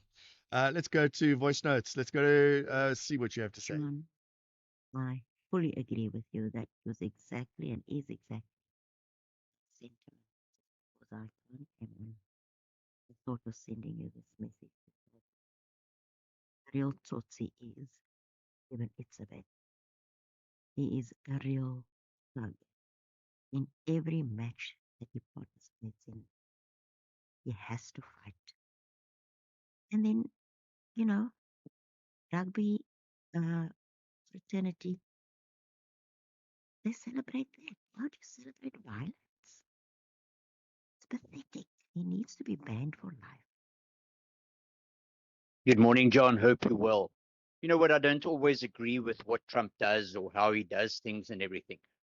When your ambassador that you appointed, your envoy that you appointed, insult the president of another country, and they call him names and they make accusations against him, and they get kicked out of the country, and you don't even apologize, that sets the trend going forward. And as regards the AIDS funding and everything that was cut, Trump cut their contribution to the WHO, and he cut all funding around the world. So it wasn't specifically South Africa, but the actions of South Africa exacerbated the situation. So you know what? Cyril has got a big role to play in this whole thing. Not only Trump, but I support South Africa as well. Mark from Cape Town. Good morning, John. Can we change the name of Northwest Province to be Corruption Province? Because the corruption is high. Agriculture, Home Affairs, SASA, corruption is too much. We have corruption in hospital, everywhere. What 12 corruption is too much. Someone can come and help us in agriculture. Corruption is too much. Morning, John. Dorothy here from Durban. How is it that no one's speaking about the fact that Rassie was overlooked as Coach of the Year, or even Coach of the Decade? Let's put it like that. What does the man have to do to be recognized? I mean, he's won 2 World Cups. He's cleaned up the last championship and the previous championship. What does the man have to do to be recognized? It's the most bizarre, but nobody's talking about it. I can't understand it. Rassie for president. That's the show. Thank you very much to Paul, Melissa, and Amandla for producing the program. Kavi's up next. It's 9 o'clock.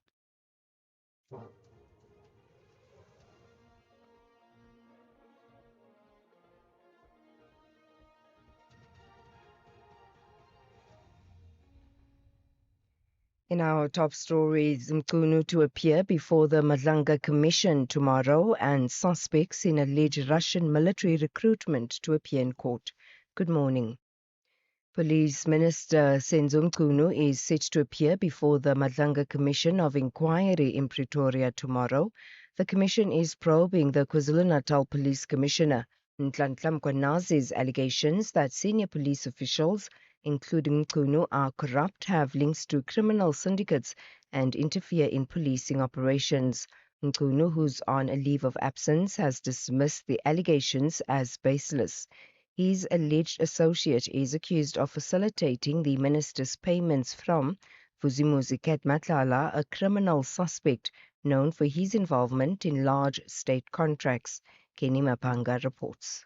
We now have confirmation that the current police minister that is on a leave of absence, Minister Senzo Mchunu, will be appearing from tomorrow before the stand. I'm sure his testimony will take more than one day, but of course he is at the center of this critical probe because his disbandment decision, rather if you put it that way, is at the center of what triggered that July announcement by Lieutenant General Mkwanazi to reveal all of these allegations of criminality, political interference and corruption in the criminal justice system, which brings us to this all-important probe. 4 of the 5 people suspected to have links to the Russian military are expected to appear in the Kimpton Park Magistrates Court in Johannesburg this morning. 4 of them were arrested at the OR Tambo International Airport a few days ago. 3 were allegedly on their way to Russia to join the military and 1 allegedly facilitated their recruitment. The 5th person was already in Russia. Lerato Makula reports. Authorities also intercepted a 5th suspect recruit who had already left the country, as well as another individual believed to be linked to the network. Following further interviews and searches, 3 more men were arrested and several electronic devices were seized. The Hawks Crimes Against the State Unit says coordination with intelligence and international partners is ongoing to uncover the full scale of the recruitment network and any potential security threats. The National Health Department says 1.1 million out of the 8 million people living with HIV/AIDS in South Africa are not on treatment. The department statement comes as the country joins the international community in marking World AIDS Day. Deputy President Paul Mashatile will lead the national commemoration of the day at Khamasimula Stadium in the Sekhukhune district in Limpopo. The country has recorded 173,000 new HIV infections in the past year. The department spokesperson Foster Mohale says a lack of adherence to treatment is derailing government's efforts to eradicate HIV in the country. The country has made remarkable strides in combating HIV, and we continue to carry the highest burden of HIV globally, with an estimated 8 million people living with HIV, and about 6 million of them are on life-saving treatment. Over 3.5 million people living with HIV in South Africa are virally suppressed, meaning their risk of transmitting HIV to a sexual partner is almost zero. In other news, President Cyril Ramaphosa has lauded municipalities for their work in preparing for the G20 summit in Johannesburg. He also thanked South Africans for the hospitality they extended to the summit's delegates. Ramaphosa was speaking in his address to the nation last night. We thank our mayors, councillors and municipal workers who worked so hard to prepare our host cities and towns for the arrival of our visitors, particularly in Johannesburg, which hosted the Leaders' Summit. These cities and towns showed what can be done when a concerted and coordinated effort is made to fix potholes and street lights, to clean up our streets and maintain our infrastructure. This must continue past the G20 and must be expanded to areas of our towns and cities that have been neglected. This is the time to improve service delivery. And finally, Sri Lanka has appealed for international help as it struggles to tackle some of the worst flooding in its recent history. The president says they are facing highly challenging rescue and reconstruction operations More than 330 people are known to have been killed. The BBC's Anbarasan Ithirajan reports that people were taken by surprise.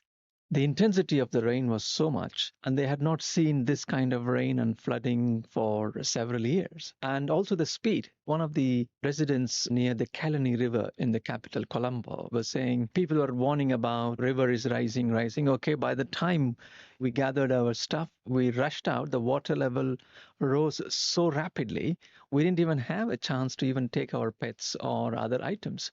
So that was what is surprising, the speed with which the water level was increasing. Recapping the top story, Police Minister Senzo Mchunu is set to appear before the Madlanga Commission of Inquiry in Pretoria tomorrow. For SAFM News, I am Anne Musa.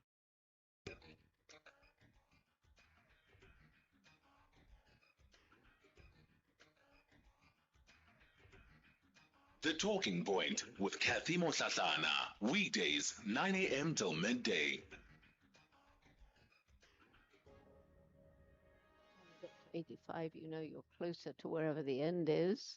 Might be here, there, or there, but you're closer than you were when you were born. And the stage I'm in now is a stage of, of increasing my activity because I've got less time to get out a message, which is an incredibly important message. And so I have to work harder and longer hours and travel 300 days a year, which I hate, and spread a message of awareness because we're running out of time.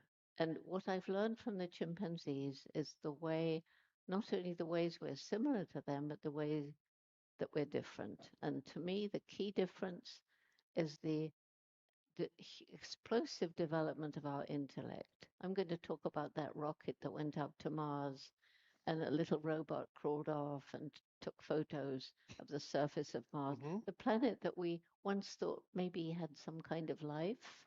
But you look at those photos, I'm sure you have, you don't want to go and live there, do you? No. So here we are, this most intellectual species to ever walk the planet, and yet we're destroying our only home.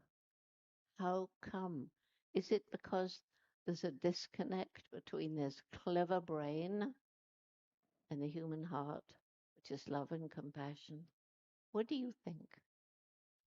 That is Dr. Jane Goodall, founder of the Jane Goodall Institute and a UN Messenger of Peace. Welcome, welcome to the show. 8 after 9 o'clock. A pleasure to be with you this morning. And my name is Kathy Mohlahlana, and I'll be with you until midday as we lead conversations that move us. Yes, it is the 1st of December, the first day of the last month of 2025. Uh, my technical director Mark just took a huge breath in as I was saying that. I guess it's a reflection of the kind of year and the fact that the 1st of December signals the fact that we're almost done. We're almost done with it. We just need to keep holding on for a couple of more weeks, at least for everybody that will have the opportunity of going on a bit of a break or taking some time out. There are those industries, of course, that continue to work throughout December, or even that December becomes their busiest period of the year. So we all look at these things differently, but nonetheless, I think generally people will be looking forward to the fact that this year is up and we get to start all over again in 2026. That being the case, though, we still have quite a lot to get through. And as far as some of the day-to-day programs that we have been busy with as a country, and yeah, how did you find last week? Oh, I wish we had time to fully reflect on it. Yes, last week, of course, was just an extraordinary week. And again, South Africa, I ask, are you aware? Are you being intentional about just how significant a moment we are in as a country? Can you imagine? Parliament dragged itself, the whole arm of Parliament dragged itself to prison's walls to hold hearings about interference, about corruption that involves high scale players in the political space, but also in the criminal space, in the criminal world. I mean, it is extraordinary, right? It is extraordinary that an awaiting trial prisoner gave evidence in the way that he did to Parliament last week, as we saw with the ad hoc committee's hearings, and that evidence that was given by Vusimuzi Ket Matala. So this continues to be such a big moment for us as a country. And while we go through the motions, it must not be lost. It must not be lost on you that, yes, the present might be unfolding, but it is very much history making, right? And this process, these cases, the commissions, the committees, they are making history in an unprecedented manner. And I just think that we must be taking a moment to reckon with what that fully means. So we'll continue then our coverage of the not only Madlanga Commission of Inquiries this morning, the ad hoc committee, as far as I understand, is not sitting today. We are expecting that there will be a new witness that will be called before the Madlanga Commission of Inquiry this morning. Just an idea of what the week then looks like. It's going to be a big week too for this commission. The public hearings are expected to conclude by Friday. So this Friday will be the official end of the Madlanga Commission of Inquiry hearings for 2025. And they've confirmed on record through a statement by Jerry Michaels this morning that the police minister, Senzo Mchunu, will go before the commission this week. It will also hear evidence from Dr. Imogen Mashazi, who is the former Ekurhuleni city manager, as well as the now notorious Mr. Julius Mkhwanazi, who is the now suspended deputy chief of the Ekurhuleni Metro Police Department, amongst others. So it's going to be a big week with that commission as they try and race through to ensure that they get the interim report to President Cyril Ramaphosa by the 17th of December. That's the deadline for that interim report, the 17th of December. And the commission is confident that it will be able to meet that deadline in submitting an interim report. So we'll continue our coverage then of the Madlanga Commission of Inquiry at 9:30 when it continues its work. Last night we had the president giving an address to the country, acknowledging and thanking South Africans for the successful hosting of the G20, and thanking everybody that you you kept behind closed doors, and all the bad manners, the bad manners that we have from time to time, that we're able to contain it. So when I was listening to the president speak, it made me think about uh, my kids. My twins are toddlers now, so when you go out into public with them, you never know what to expect. It can go in any direction. So it felt a little bit like that moment when the president was hosting the G20, holding his breath and praying that we all behave. No, no tantrums. Please, everybody, let's just hold it together. Let's just breathe in for 5 days. And then when this is done, you can go back to how we know you to be. So the president sounding like a really impressed dad yesterday as he was thanking the nation for its support in hosting the G20. But I do think that the point around how government was able to integrate some of its functions to attend to the service delivery concerns ahead of the G20. That's something that needs to be continued. And the presidency perhaps needs to come back and tell us how exactly they're going to ensure that that aspect of it is not lost. Because now we know that, oh, roads can get fixed. Oh, potholes can be filled. Oh, budgets between local and provincial can be streamlined. People can work together to make service delivery happen. And we need more of that, not less of it. So now that they've shown us that it's possible, can we continue with that same energy, please, as we go into the new year? So I'll be taking your calls. It's your National Roundtable, 086 000 2032. I see you're already on the line. 086 000 2032 is the number to dial. On the WhatsApp voice note line, send those text messages and voice notes to 0614 104 107. That's 0614 104 107. Let's take a break and we're back with your calls. I don't love going to school. I don't love sitting in a classroom with 50 other children, but I do love learning. Ngiyakuthanda ukufunda isiXhosa as a language. I do love getting good grades. I do love UCT Online High School because I do love my future. Apply online before 19 December. Streaming Skim Sum on the way to class. Catching the Premier League while waiting for your order. Jamming to Metro FM before you even get out of bed. On SABC Plus, sinayo yonke into ifunayo. Your shows, your music, your way, anytime, anywhere. Zero subscription fees. On your phone, tablet, or smart TV. Download SABC Plus on iOS or Google Play Store. The Eastern Cape MEC for Finance, Mlungisi Mvogo, will on 4 December 2025 table the medium-term budget policy statement. He will outline adjustments to the 2025-2026 budget and highlight key policy priorities for the medium term. Follow MEC Mlungisi Mvogo and the Eastern Cape Provincial Treasury on Facebook for further details. Hashtag SAFM Talking Point. All right, let me start off in Malamulele this morning. Jabu, good morning. Good morning, Sister. How are you? Good, Jabu. Welcome to the show.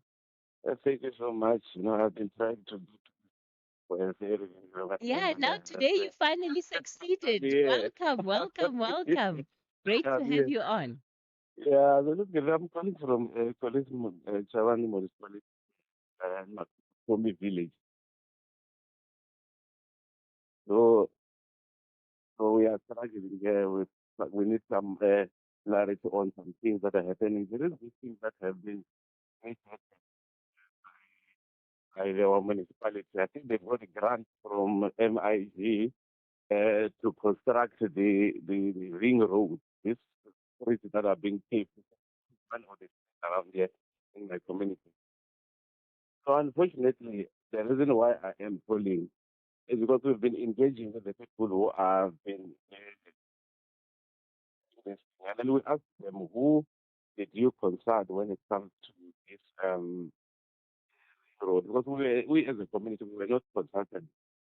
And when we ask, we are being told that we are not supposed to do those things because it is really the ANC, really the government, so the municipality has decided to come with the ring road. So we as the community, we just have to pay. And then we engage the councillor himself and he tell us what happened, who was consulted, because we just see things happening here. And the community seems to have no idea as to what really happened. And then we also engaged the chief.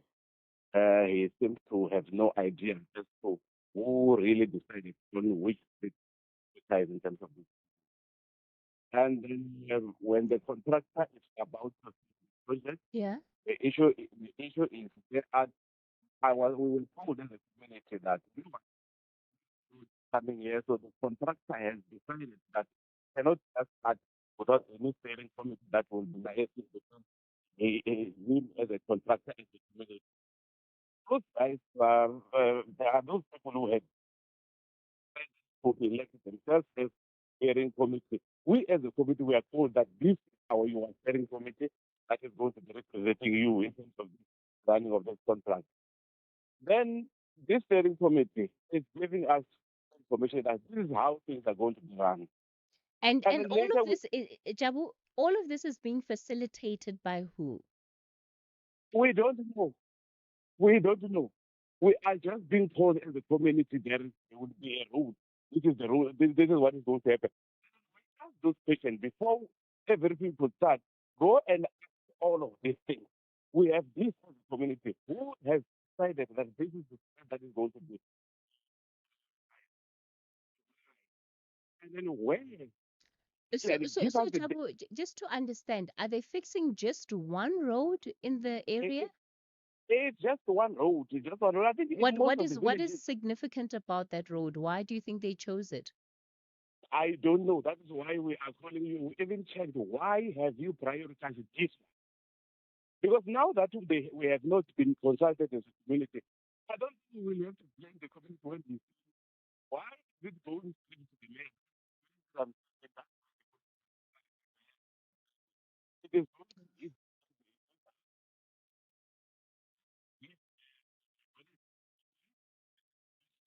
you know that way the community will never be blamed. That this is him. This is closer to home with the chicken. This is where Oh, so they Jabu, prioritize yeah. it. We don't even know why. When we bring the mayor, the councillor, the councillor we realize good when we invited the community for the what act. These are two groups. This this are this group, the other group that failed when it said for those selecting each other against this and this against Okay, this. Jabu, So I think you've been able to give us a high level picture of what is happening in that community. I'm going to yeah, put you back through to Lebo and Kanya. They'll take down your details. This is certainly a story that we can follow up on. I'm thinking particularly even under municipal watch. I mean, think about that, right? I will How how appreciate how that. how possible is it that an individual, yes, maybe in the form of a mayor supported by council, would approve just the refurbishment of a road straight to his house and his family's and relatives' houses, but then that's it? Surely it would be absolute madness if that is in fact the case. So we will follow up on what Jabu is saying and hopefully be able to have a better understanding of what the situation might be. Lisiwa, you're in Khobukwane. Good morning. Good morning, Sis Katie. Good Yes. morning to your producer and everybody within the range of my voice. And thanks for taking my call. I hear you are commenting and you are making a very serious comment. Whole arm of government, the committee, the parliamentary has to prison, has to interview the suspect or the witness, whatever you call him, Busquet Mazala. But then we must take responsibility as the ruling party because since that we are investigating, we are inquiring, right, and we are news to the African National Congress, strongly believe, even before we start launching our manifesto for this, I mean, we need to apologize to people of this country because it is happening like this because people were sleeping on duty. The police, the judicial politicians, they were not doing it well because we can't set up a commission of inquiry to investigate the crime we're supposed to ordinarily be investigated, be do the arrest, prosecute within the normal system. But the politicians who were involved, they made it very difficult for ordinary men and women to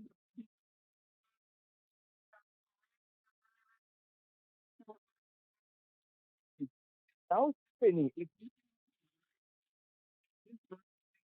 really we need to apologize to people. We shouldn't have let it come here. It happened. Let's look- let's look to do- we know what is important, what we can at least appreciate is that we did not cross the line like other countries where such allegations cannot be. For the fact that that commission, ad hoc committee, people can come forward to give information. This is shows that fact and what we return this country to us Yeah. just to make rule of law,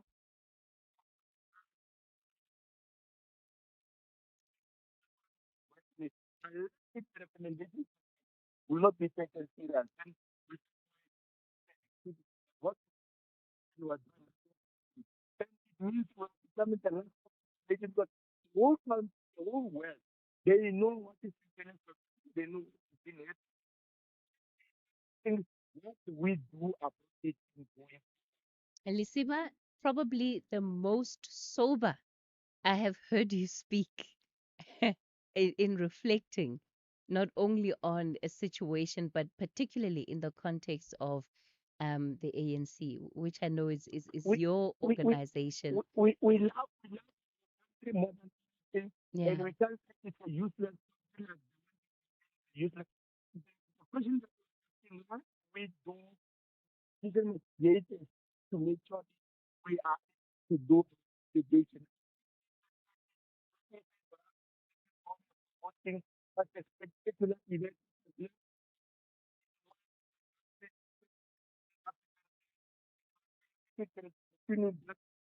will be able to take this country and Wonderful, Lisiba. Thanks for that reflection. thank Lisiba and Khobokwane. And you know, the reason I'm saying that is because Lisiba is not only a card-carrying member of the ANC, is in the leadership of the ANC in his local area. And often, you know, he's among the first to be defending what is happening. But I like that reflection that says these things should have never gotten to this point. And the fact that we are here is through a manifestation of failures that just should never have happened. Papillon, you are in Aldos. Good morning. Good day to you, sister. Good day to everybody as Yes, well. sir. Sister, last night there was a speech which was given there by Mr. Cyril, whereby he requested those who are sending, as he said, information through to the states or whatever to join the GNU for a debate, for talks over there and so forth. Well, that's no problem. But then something which Mr. Cyril forgot to mention, then when those people made a request to you, Mr. Cyril, on a certain issue, then when they stipulated concerning the shouting of a leader, political leader, kill the boer, kill the farmer, for there to be a meeting and of course there for you to put your foot down concerning such, because it's, as they said, it's of a racial issue, whatever. You took their letter and you threw it in the bin. You ignored their letter. Secondly, now that you are requesting from them, because you are seeing you are now in deep water and you cannot swim, for they to join the GNU, how will you feel upon they also throwing your letter away in the bin, which of course, Mr. Sarah, it is something I know it will be happening. And lastly, we as ordinary civilians, we have noted that there are your cadres, especially of the Bai, of the Eastern Cape, they are requesting for you to be kicked out of office. Your ANC cadres, your own people of the Bai are requesting you to be removed from office. Can you believe it, Mr. Cyril? We, being the opposition, doing nothing, we are very ecstatic over that. Thank you, sister. All right. Thank you, Papillon. Dwaisa, good morning. Good morning to you, Sister, and to the listeners. Quickly responding to your remarks you made earlier on, yes, our government is showing that it can do great, but the key part, only great things when it comes to big events, like your FIFA World Cup, and obviously the G20. But between those events, why the country do great things, so that's the sad part. Because of time. I think today was on the impressive evidence sent by Alan testimony. I think it was very impressive and very clear on what he was saying. And it gives me a great sense of pleasure. I noticed that people in their respective positions, especially women, because of marriage, absolutely nothing else. And lastly, she said that she takes her job could tell where she had treated issues during her. And the wonder and think, imagine we had 6,000 where the city was have some say in appointing ministers. And I can only imagine that having Federal Panels as the president this possible. We have Federal Sentimony as the police commissioner. That will be great. All right, Dwaisa. That will be fantastic. Thank you. All right, Dwaisa. But Thanks my for way. that. Out in Ezingolweni, yeah, many people were very impressed by General Sintumule. And, you just have to think about what it must be like being a woman rather, at that senior level in an environment that is clearly toxic, there's backstabbing, there's just so much going on. And she really is so firm and so clear, not only about herself, but also about her role within the SAPS. So no surprise that many people have been impressed by that evidence. All right, we'll take you to the latest 9:30 news headlines. And then on the other side of this, we're back with the Madlanga Commission of Inquiry. Good morning. In the headlines, lobby group AfriForum has denied allegations that it's spreading disinformation that government is committing genocide against Afrikaners in South Africa. This after President Cyril Ramaphosa condemned what he called a disinformation campaign that was impacting South Africa's relations with the US. Police Minister Senzo Mchunu is set to appear before the Madlanga Commission of Inquiry in Pretoria this morning. The commission is, rather tomorrow, the commission is probing the KwaZulu-Natal Police Commissioner Nhlanhla Mkwanazi's allegations that senior police officials, including Mchunu, are corrupt, have links to criminal syndicates, and interfere in policing operations. And a game changer in HIV prevention is expected to be rolled out in South Africa by the first quarter of next year. For SAFM News, I am Anne Musa. You can become a victim of a legal problem: wrongful arrest, assault, uncontested divorce, rental disputes, maintenance matters, or labor problems. It can happen to you. Clientele Legal provides tough professional lawyers for an affordable monthly premium. Our legal team is standing by to assist you 24 hours a day. Join today. SMS SAFM to 32195. That's SAFM to 32195. Clientele General is an authorized FSP and licensed non-life insurer. T's and C's online. Standard rates apply. This week on BBC Primetime, watching TV could make you a winner. It's the BBC Primetime Watch and Win competition. Just tune into your BBC Primetime shows, answer a few simple questions on S3's TikTok account, and you could walk away with awesome prizes. From thrilling dramas to jaw-dropping reality shows, the more you watch, the more chances you have to win. Watch, answer, win. Only on BBC Primetime. Airs weeknights 9 to 11 p.m. on S3. Your couch just became the best seat in the game. Yes.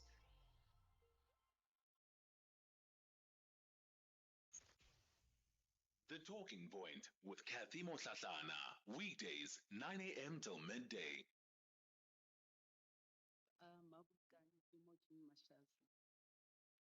Do you affirm that the evidence?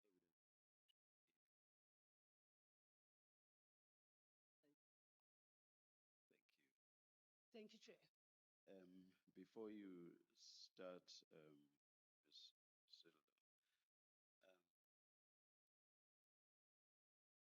I will address this both to you, Doctor, and to your legal representatives.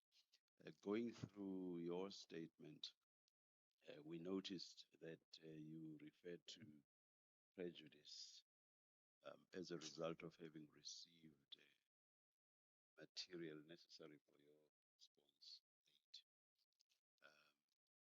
You say that an extension of time given by ministerial law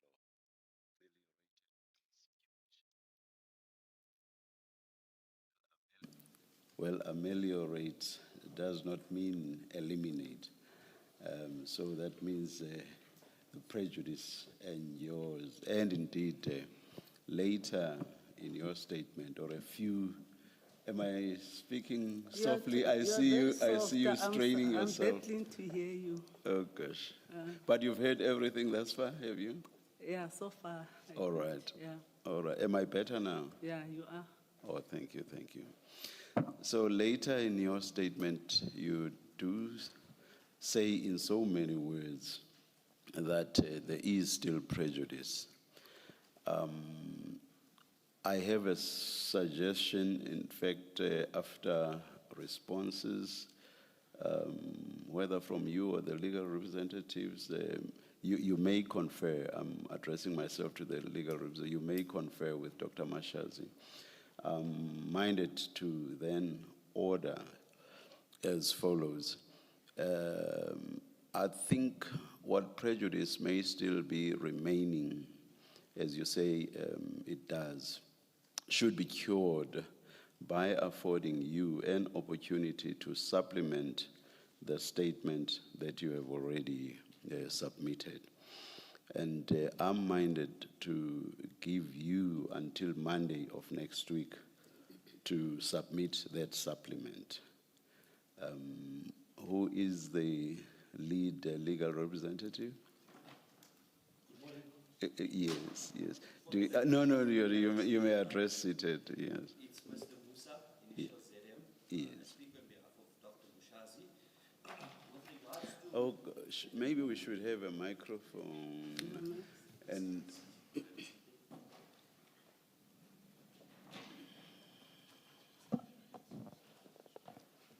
and I'll ask you to please start over. Thank you. Good morning, Commissioners. For the record, initial ZM, surname Musa, legal representative of Dr. Mushazi.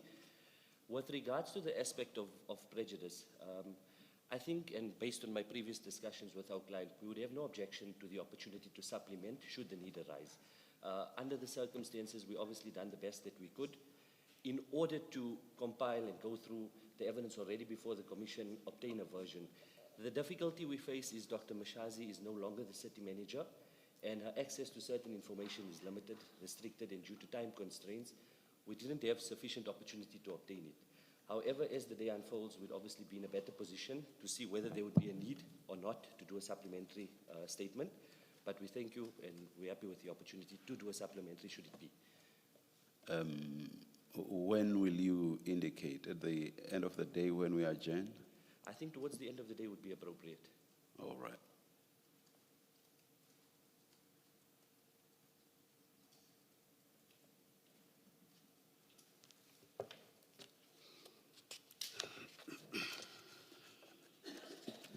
Thank you very much. Thank you. Please indicate at whatever point you consider convenient whether you will be taking up that opportunity. Much appreciated. Thank you, Mr. Minister. Thank you very much. Thanks.